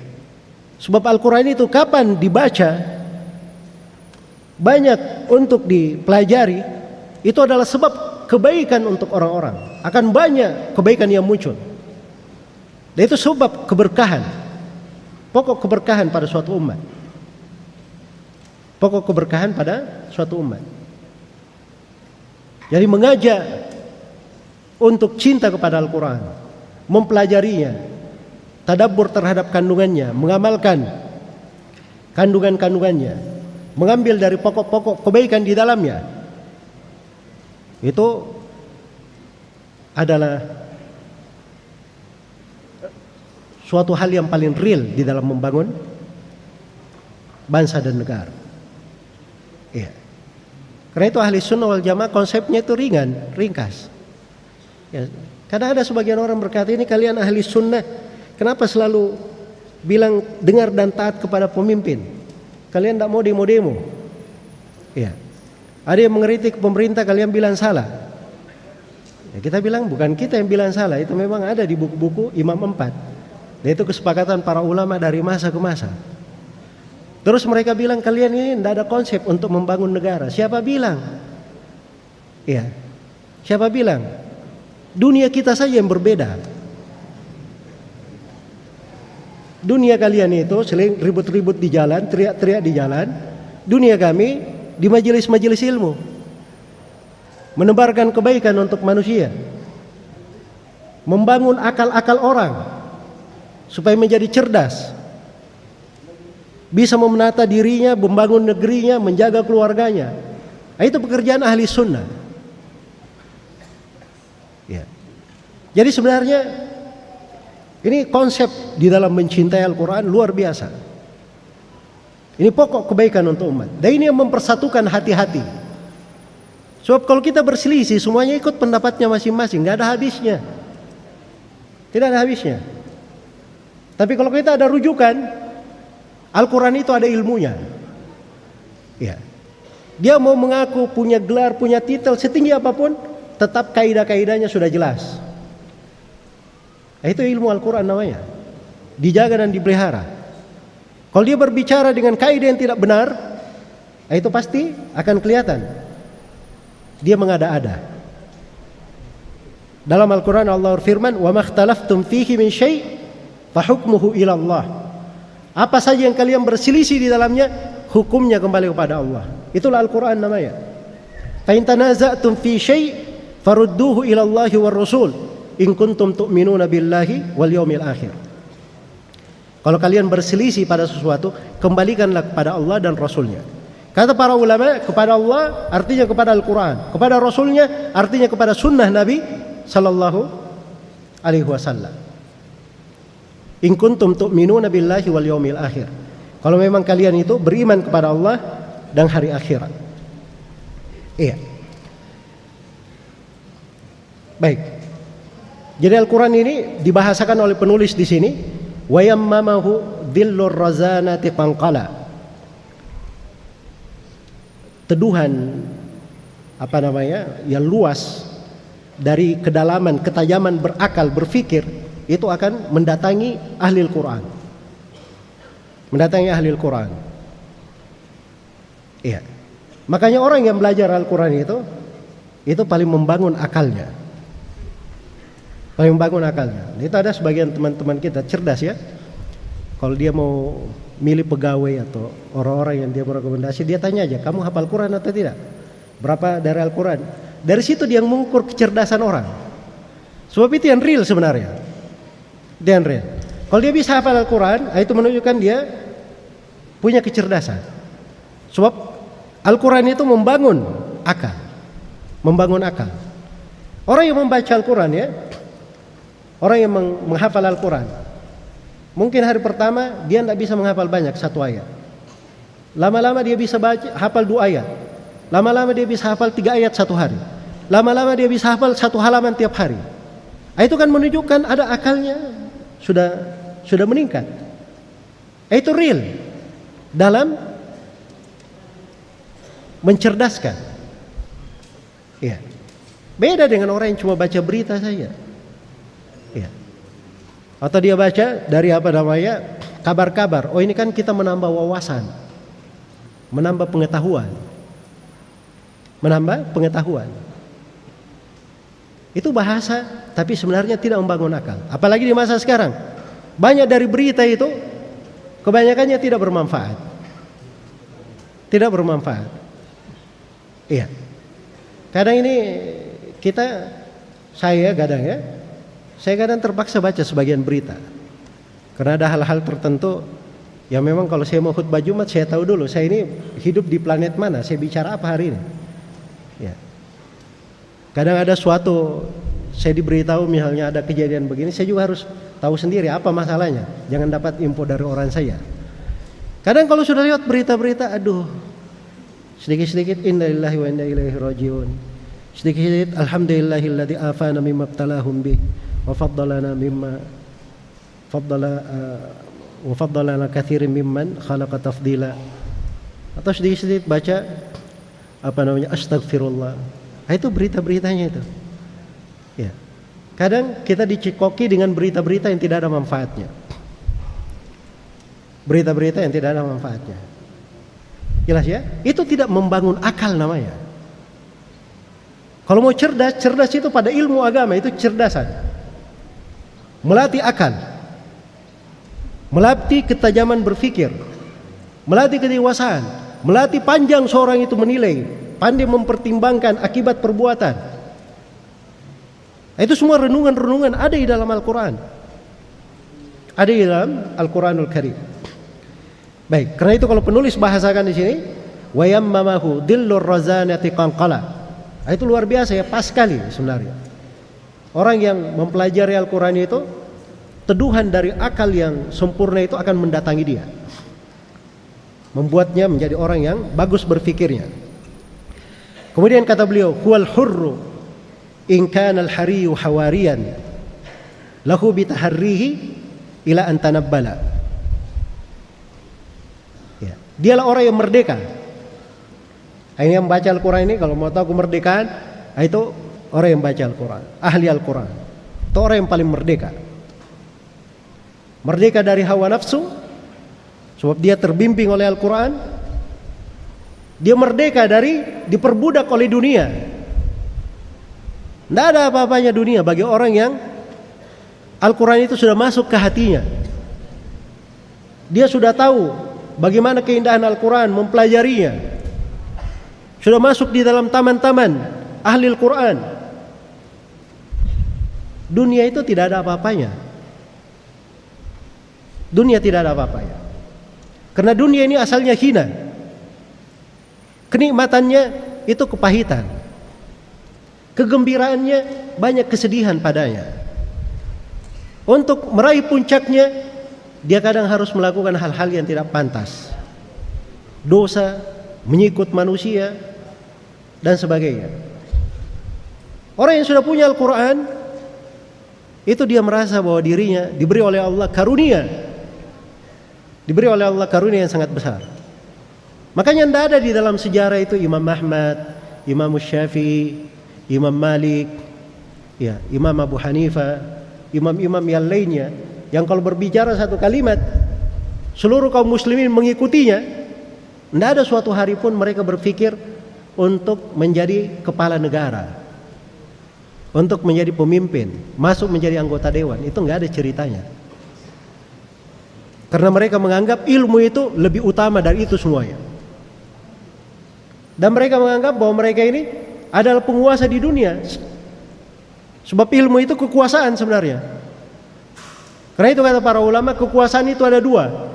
Ada kekuasaan yang mengikat badan-badan orang, itulah kekuasaan dunia namanya.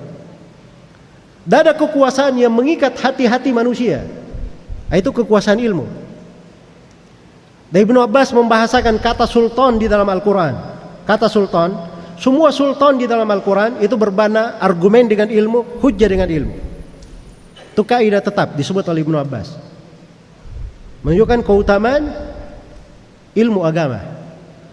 Memang ada satu ayat ya disebut oleh Ibnu Abbas, silam pendapat, tapi beliau sendiri menguatkan itu adalah ayat terkait dengan keutamaan kekuasaan ilmu. Kekuasaan ilmu. Makanya orang yang lurus di atas ilmu, dia paham, ya, dia akan tahu bahwa dunia itu tidak ada apa-apanya. Itulah sebenarnya orang yang merdeka. Orang yang merdeka. Makanya suatu hari istri Harun ar-Rasyid pernah di atas istana. Kemudian di kejauhan dia melihat ada debu yang berterbangan begitu. Ada satu orang diikuti oleh banyak manusia. Begitu lebih dekat lagi, pemandangannya lebih menakjubkan lagi. Orang yang diikuti ini, subhanallah, dia berjalan cepat. Yang di belakangnya itu, yang di sekitarnya itu selalu ingin mengitarinya. Sendal-sendalnya putus, ditinggalkan saja. Yang penting jangan dia luput mendengar ucapan orang itu. Heran istri Harun ar-Rasyid ini. Dia tanya, siapa orang itu? Kata pengawalnya di bawah, ya, itu adalah Abdullah bin Mubarak, alimnya negeri Khurasan. Dia kembali ke negerinya, disambut oleh manusia. Ini kembali ya, ulamanya disambut oleh manusia dari awal kota, diiringi Kata istri Harun ar-Rasyid, itulah sebenarnya kekuasaan. Itu kekuasaan, bukan kekuasaannya Harun ar-Rasyid. Ya. Itu sebenarnya penilaian. Ahli Al-Quran, orang yang memahami Al-Quran, ya, itu pasti akan mendapatkan hal ini. Kalau dia masuk ke dalam jenjang tertentu sebagai ahli Al-Quran,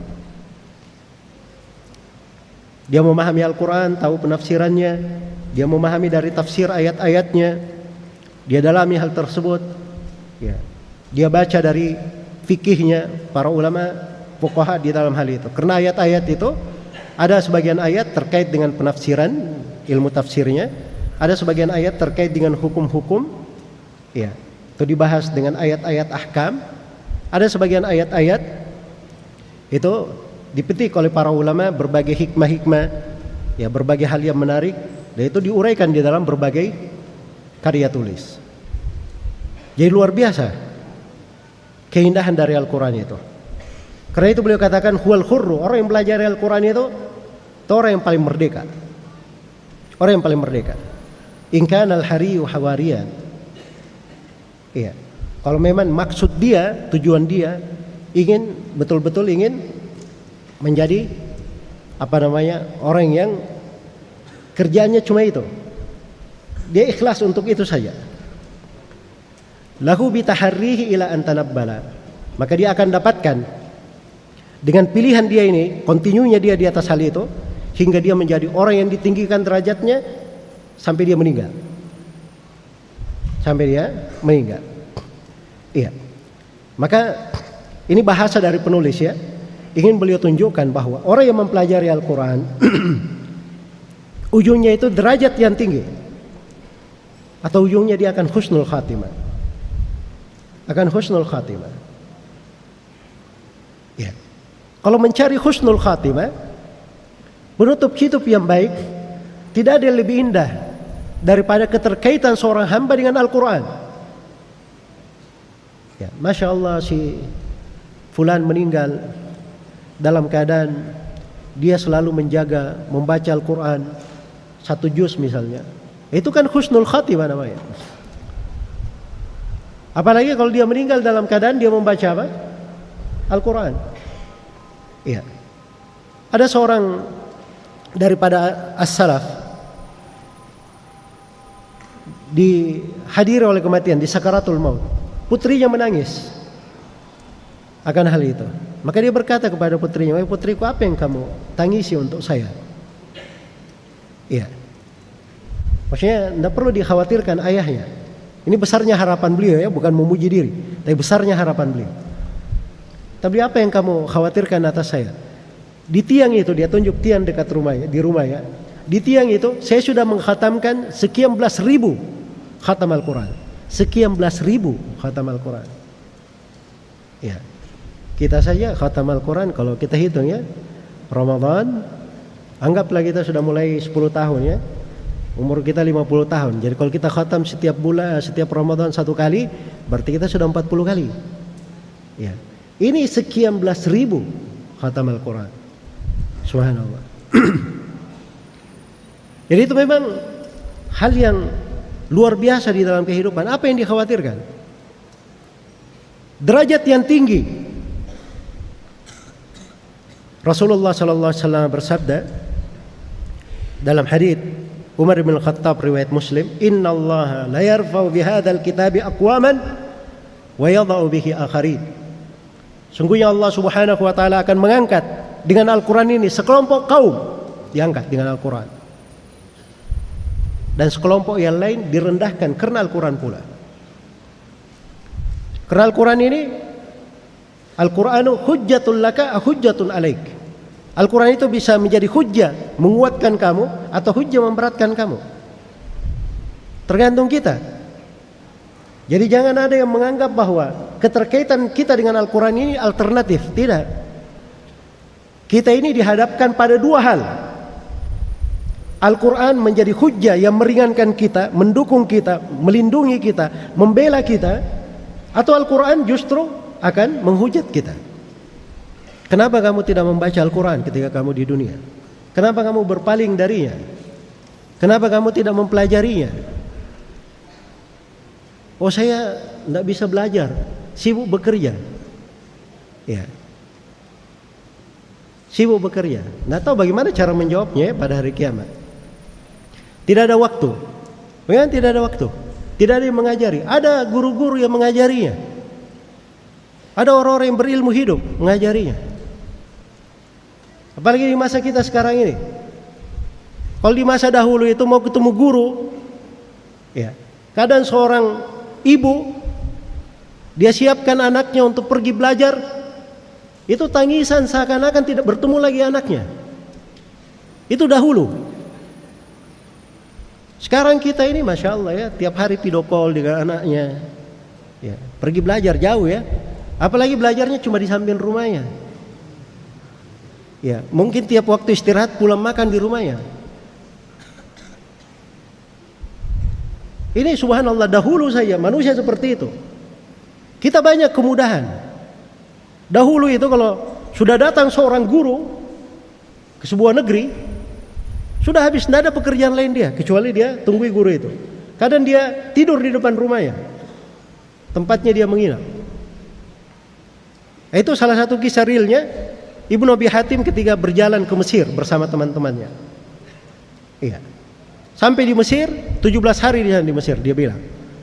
Suatu hari kami datang rumah guru, katanya gurunya sedang sakit. Oh, berarti ini ada waktu lenggang. Lewatlah mereka kembali ke rumahnya, dia lewati penjual ikan. Ya. Dia beli ikannya. Begitu sampai ke rumah, ikannya belum diapa-apai, datang berita, ada guru baru datang. Berkunjung ke negeri, langsung dia pergi. 3 hari 3 malam ikannya tidak disentuh. Nggak ada waktu untuk bikin raca-raca taipa.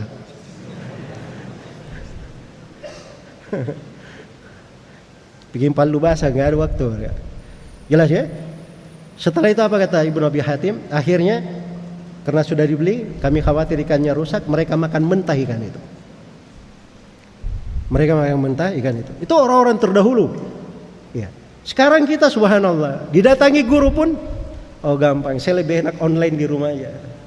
Padahal ini kadang masjid cuma jalan saja. Masalahnya motornya tidak ada bensinnya saja. Bisa jalan kaki. Iya. Karena kata orang Makassar di sini dilaju bobo. Ya. Sudah terlalu banyak fasilitas dia dapatkan. Ya, mau ini gampang pulsa. Itu saya transfer saja dari sini.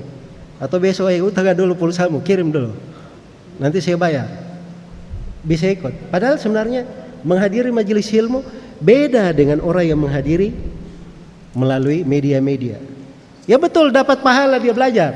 Tapi beda dengan orang yang datang ke majelis ilmu, duduk di situ dari sudut keberkahannya, sudut malaikat yang mendatangi majelis, menaunginya, mendoakannya. Ya, itu banyak perbedaan. Makanya orang-orang dahulu itu ilmunya itu berkah-berkah.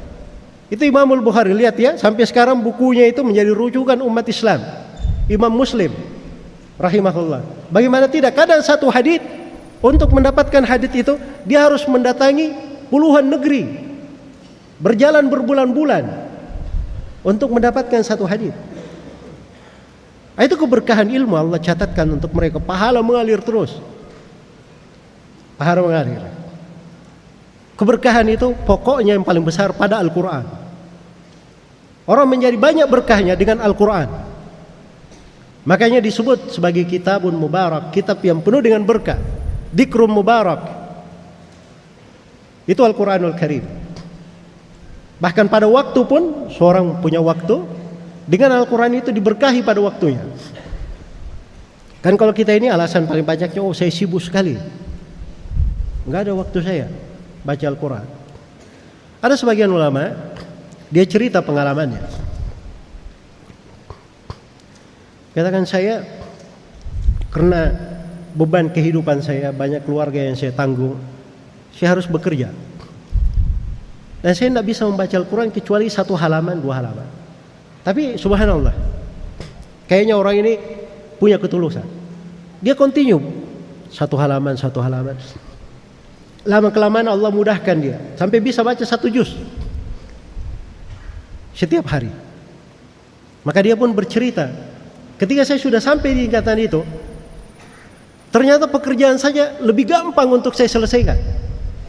Banyak kemudahan Allah berikan untuk saya. Akhirnya terus dia berjalan, dia bisa baca 5 juz tiap hari dengan bobot pekerjaan yang sama, bahkan lebih daripada itu. Di Al-Quran itu jangan dianggap sebagai beban yang membebani. Justru kita harus paham, kita ini perlu kepada Al-Quran. Itu yang membuat umur kita berberkah. Waktu kita bisa lebih berberkah. Keberkahan itu kadang seorang punya 24 jam, tapi dia tidak bisa menyelesaikan pekerjaannya yang sangat banyak. Kadang seorang itu diberkahi oleh Allah, dalam 1 jam dia bisa selesaikan pekerjaan yang diselesaikan 24 jam. Itu keberkahan namanya. Keberkahan ini sumber pokoknya adalah pada Al-Quran, pada Al-Quranul Karim. Jadi kalau kita punya perhatian yang baik terhadap Al-Quran, maka Al-Quran ini akan membawa berbagai kebaikan untuk kita. Kemudian kata beliau rahimahullahu ta'ala, wa inna kitaballahi awthaqu syafi'in wa gna-gnain wahiban mutafaddila. Kata beliau, sungguhnya kitab Allah itu adalah pemberi syafaat yang paling kuat, paling terpercaya. Dan agna-gnain, pencukup yang paling mencukupi. Wahiban mutafaddila, selalu memberi berbagai kebaikan dan memberi berbagai keutamaan. Iya, ini 4 hal dari keindahan Al-Quranul Karim. Yang pertama, Al-Quran itu pemberi syafaat, penolong pada hari kiamat. Diriwayatkan oleh Imam Muslim dari Abu Umamah Al-Bahili radhiyallahu taala anhu, Rasulullah sallallahu alaihi wasallam bersabda, "Iqra'ul Qur'an fa innahu ya'ti yaumal qiyamati syafi'an li ashabihi." Bacalah Al-Quranul Karim, sebab Al-Quran itu akan datang pada hari kiamat sebagai pemberi syafaat untuk orang yang membacanya. Ini Al-Quran, pemberi syafaat, penolongnya. Wa agna-gnain, dan pencukup yang paling mencukupi. Iya. Jadi kalau bicara masalah rezeki, masalah kecukupan, itu kuncinya pada Al-Quran. Cuman kan kita ini yang masalah sebenarnya. Cara berpikir kita yang kurang kita pertajam. Kadang kalau kita ada masalah ini, sekarang kayaknya usaha saya ini perlu modal lagi nih. Dari mana saya selalu pikirnya modal. Ya. Betul, itu sebab, modal itu sebab. Tapi coba perbaiki muamalah kita dengan Al-Quran. Coba tata hidup kita dengan Al-Quran. Ya. Maka insya Allah ta'ala akan terbuka pintu-pintu kebaikan yang mungkin kita tidak sangka. Di situ banyak sebab kecukupan kita. Banyak sebab kecukupan kita. Ya. Lihat Nabi SAW bagaimana beliau membangun umat. Nabi SAW itu bukan anak raja, bukan orang kaya raya, bukan juga seorang pengusaha tajir melintir. Ya. Nabi SAW itu dimaklumi seorang yatim, kemudian setelah ibunya meninggal yatim piatu, beliau dipelihara oleh pamannya. Ya. Beliau tidak punya harta, kadang dalam beberapa bulan tungkunya tidak menyala. Beliau hanya hidup dengan air dan kurma dalam beberapa bulan. Manusia yang paling baik. Tapi bersamaan dengan itu orang yang paling kaya. Apapun yang beliau perlukan, beliau tidak kekurangan. Beliau ingin membangun umatnya, semuanya ada. Padahal para sahabat banyak yang fakir, banyak yang fuqara, kaum muhajirin secara khusus. Tapi bersamaan dengan itu terbangun umat yang sangat kuat. Tersebar Islam itu dari timur hingga baratnya. Dijayakan. Ini semuanya ahli Al-Quran. Para sahabat Rasulullah sallallahu alaihi wasallam. Itu pendidikan Nabi sallallahu alaihi wasallam. Iya. Jadi kalau ingin membangun umat, membangun negeri tanpa memperhatikan penduduknya, tanpa menimbang bagaimana hubungan penduduknya dengan Al-Quran, itu namanya kita sedang bermimpi.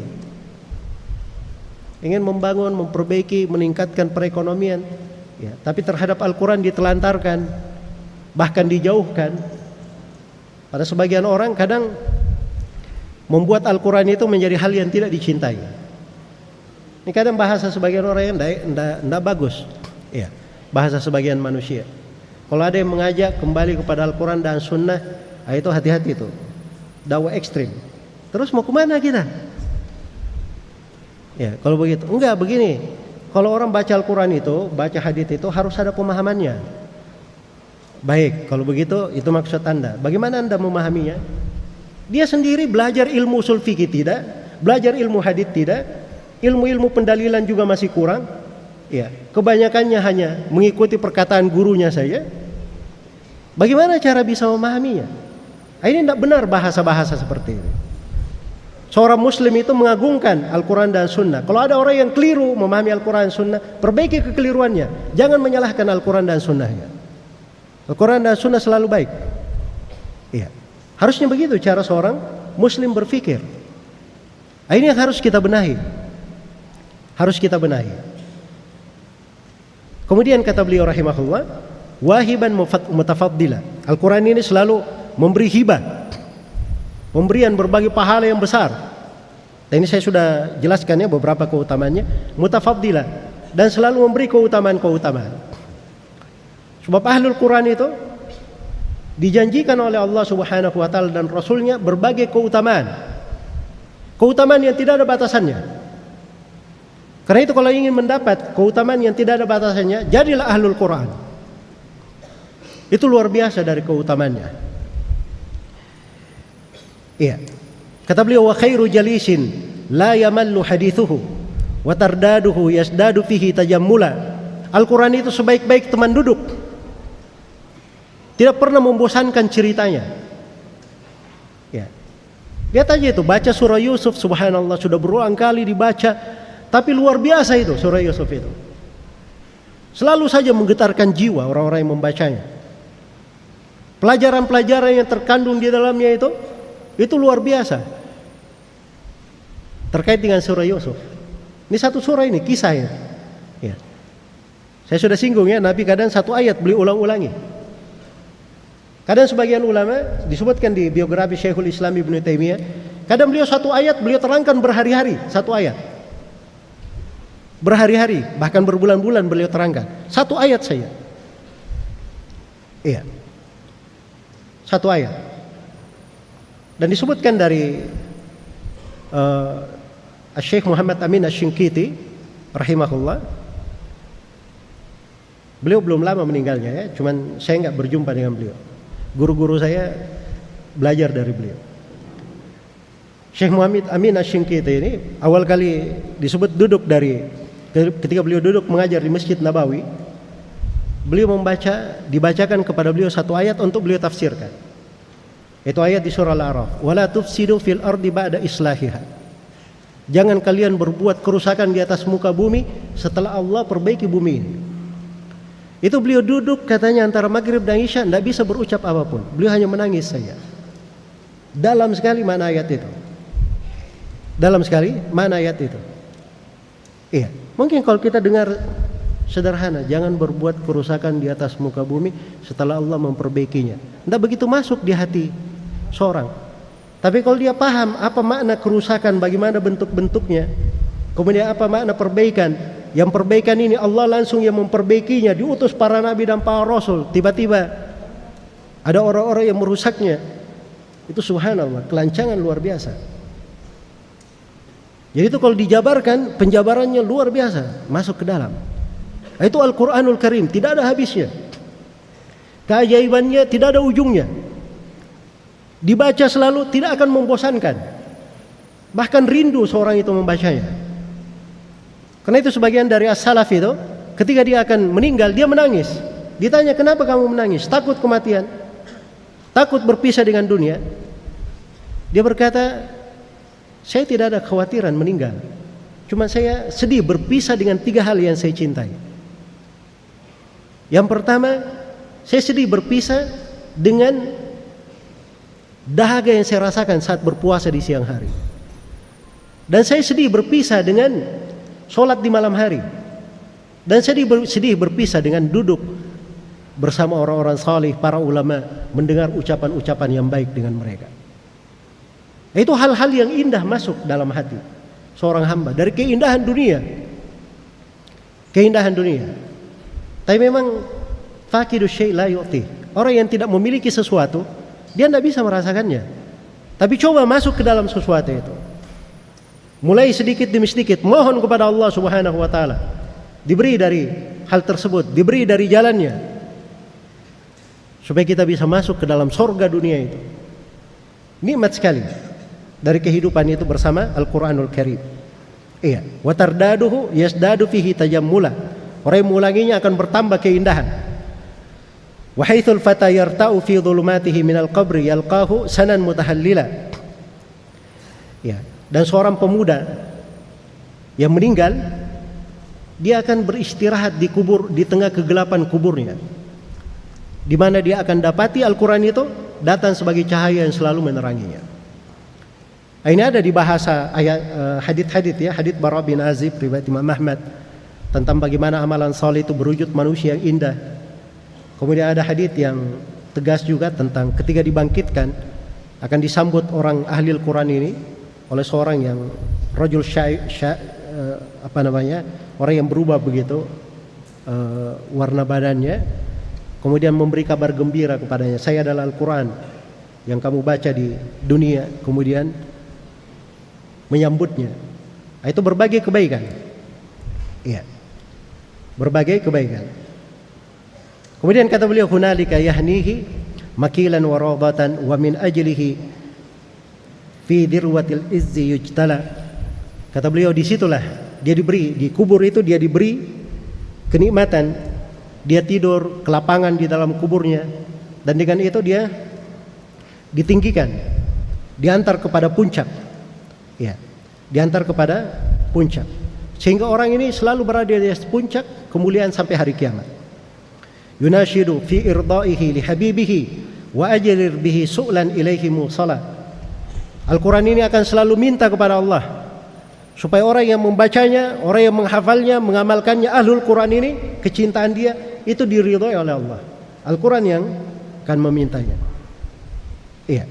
Dan betapa indahnya dan betapa Al-Quran itu, apa yang dia mohon itu dikabulkan oleh Allah Subhanahu wa taala. Itu masuk di dalam sejumlah hadis ya tentang Al-Quran memberi syafaat di atas mana-mana itu. Kemudian kata beliau, fa ya ayyuhal qari bihi mutamassikan mujillan lahu fi kulli halin mubajjila. Wahai orang yang membaca Al-Quran, dia selalu berpegang dengannya, memuliakan Al-Quran itu di segala keadaan, ya, mengambil keindahannya. Hani'an mari'an walidaka alaihima malabisu anwarin minat taji wal hula. Kabar gembira, kenikmatan yang besar untuk kamu, wahai orang yang membaca Al-Quran. Kedua orang tuamu nanti akan diberi pakaian dari cahaya, diberi mahkota dan berbagai hiasan. Dan itu datang di dalam beberapa hadis yang sebagiannya saling menguatkan bahwa kedua orang tua orang yang hafal Al-Quran itu, ahlul Quran ini, itu diberi pakaian, diberi mahkota. Lalu ditanyakan kenapa mereka diberi kemuliaan seperti itu. Maka dikatakan kepada mereka berdua, ini karena anakmu adalah orang yang mengambil Al-Quran, orang yang memegang Al-Quran. Iya. Jadi itu kalau untuk orang tua. Maka kata penulis, fama dhannukum bin najli inda jazaihi ulaika ahlullahi wasaffatul malak. Kata beliau, kalau orang tuanya saja seperti itu, bagaimana pula dengan si anak yang menjadi sebab orang tuanya dapat kemuliaan? Kira-kira bagaimana pahala anak ini? Dia itu, anak ini, penghafal Quran itu adalah keluarga Allah dan pilihan Allah di tengah para malaikatnya. Iya. Baik. Kemudian yang terakhir di sini, kata beliau, ulul birri wal ihsani was sabri wat tuqa hulahum biha ja'al Qur'anu mufassila. Ya. Mereka ini adalah orang yang memiliki kebajikan, ihsan, kesabaran dan takwa. Itu ahli Al-Quran, itu sifat-sifatnya ya. Ya. Dan mereka akan dijauhkan dari hal-hal yang dengan ketakwaannya dijauhkan dari hal-hal yang diharamkan. Ini sifat-sifat mereka ini semuanya dirinci di dalam Al-Quran. Dan di antara kalimat yang paling indah dari penulis di sini, beliau berkata, "Alaika biha ma ishtafiha munafisan wa bi nafsaka dunya bi anfasihal ula." Maka hendaknya engkau berpegang dengan Al-Quran, dengan ayat-ayatnya sepanjang kamu hidup. Berpaculah di dalam Al-Quran ini. Jual dirimu, jual segala dunia dan segala kemewahannya untuk mencapai ketinggian dengan Al-Quran. Nah, ini bahasa ya, dipakai oleh penulis, bahasa benar. Kalau sudah tahu begitu Al-Quran, dunia itu tidak ada apa-apanya. Kita punya dunia dengan segala isinya, jual semuanya untuk meraih keutamaan Al-Quran. Kalau memang harganya seperti itu. Dan ini banyak kemudahan, bisa dimudahkan. Ya, kalau seorang tidak langsung menjadi ahli Al-Quran, dia membiayai orang-orang mempelajari Al-Quran, mendukung orang-orang yang mempelajari Al-Quran, dia juga dapat pahalanya. Jangan dia luput. Dunia itu tidak ada harganya. Kalau kita tidak pakai pada hal yang dengannya kita menjadi ahli Al-Quran, maka itu kerugian yang sangat besar. Kerugian yang sangat besar. Baik, kemudian terakhir beliau katakan di bait syair yang ke-20 ini, terakhir yang kita baca ya, syairnya ini lebih 1000 ya. Ini saya cuma baca 20 ini ya, itu sudah habis waktunya ini. Jazallahu bil khairati anna a'immatan lana naqalul Qur'ana adban wa salsala. Semoga Allah memberi kebaikan kepada para imam yang menukil Al-Quran ini kepada kita dengan sangat indah dan mulusnya sampai kepada kita. Bacaannya itu terpelihara. Lalu beliau sebutkan di sini 7 ahli qiraah. Ya, dengan jalur-jalur periwayatannya. Sekaligus beliau terangkan sebagian dari biografinya. Ya. Ini untuk menjadi ahli Al-Quran, di antara sebab pokoknya kita itu mengambil Al-Quran dari ahlinya. Mengambil Al-Quran dari ahlinya. Ya, kita ambil Al-Quran dari guru kita. Guru kita punya guru juga, diambil dari gurunya. Guru itu mengambil dari gurunya. Gurunya mengambil dari gurunya. Sampai kepada para sahabat mengambilnya kepada Nabi Sallallahu Alaihi Wasallam. Nabi mengambilnya dari Jibril, Jibril mengambilnya dari Allah Subhanahu wa Ta'ala. Itu riwayat Al-Qurannya umat Islam. Ilmu tajwid itu pendekatan. Ilmu tajwid pendekatan di dalam membaca Al-Quran. Tapi hakikat seorang itu ahli Quran, dia terima langsung dari mulut guru. Dia baca dari mulut guru. Tidak mesti dia hafal. Cari guru yang menerima kita baca dengan melihat. Yang penting kita bisa membaca Al-Quran dengan benar. Nah, itu namanya dia sudah talaki Al-Quran. Dan kalau dia sudah ambil seperti itu, dia baca sepanjang hayatnya, itu luar biasa dari kebaikan. Sekarang ini untuk talaki seperti itu dimudahkan sekali. Dimudahkan apalagi dengan berbagai fasilitas yang ada di masa sekarang ini. Iya. Ya sulit juga kalau sekarang ini ceritanya saya tidak ada kemampuan, tidak sanggup. Itu agak sulit di masa sekarang. Ya wallahu ta'ala alam. Baik. Ini mungkin untuk tema pembahasan yang diamanahkan untuk saya. Mudah-mudahan bermanfaat untuk semuanya. Waktunya sudah berlalu 4 menit. Jadi saya mohon maaf tidak bisa menjawab pertanyaan-pertanyaan ya. Mudah-mudahan dijawab oleh ustaz-ustaz yang lain nanti. Ya subhanakallahumma wa bihamdik asyhadu an la ilaha illa anta astaghfiruka wa atubu ilaik walhamdulillahi rabbil alamin. Wassalamualaikum warahmatullahi wabarakatuh.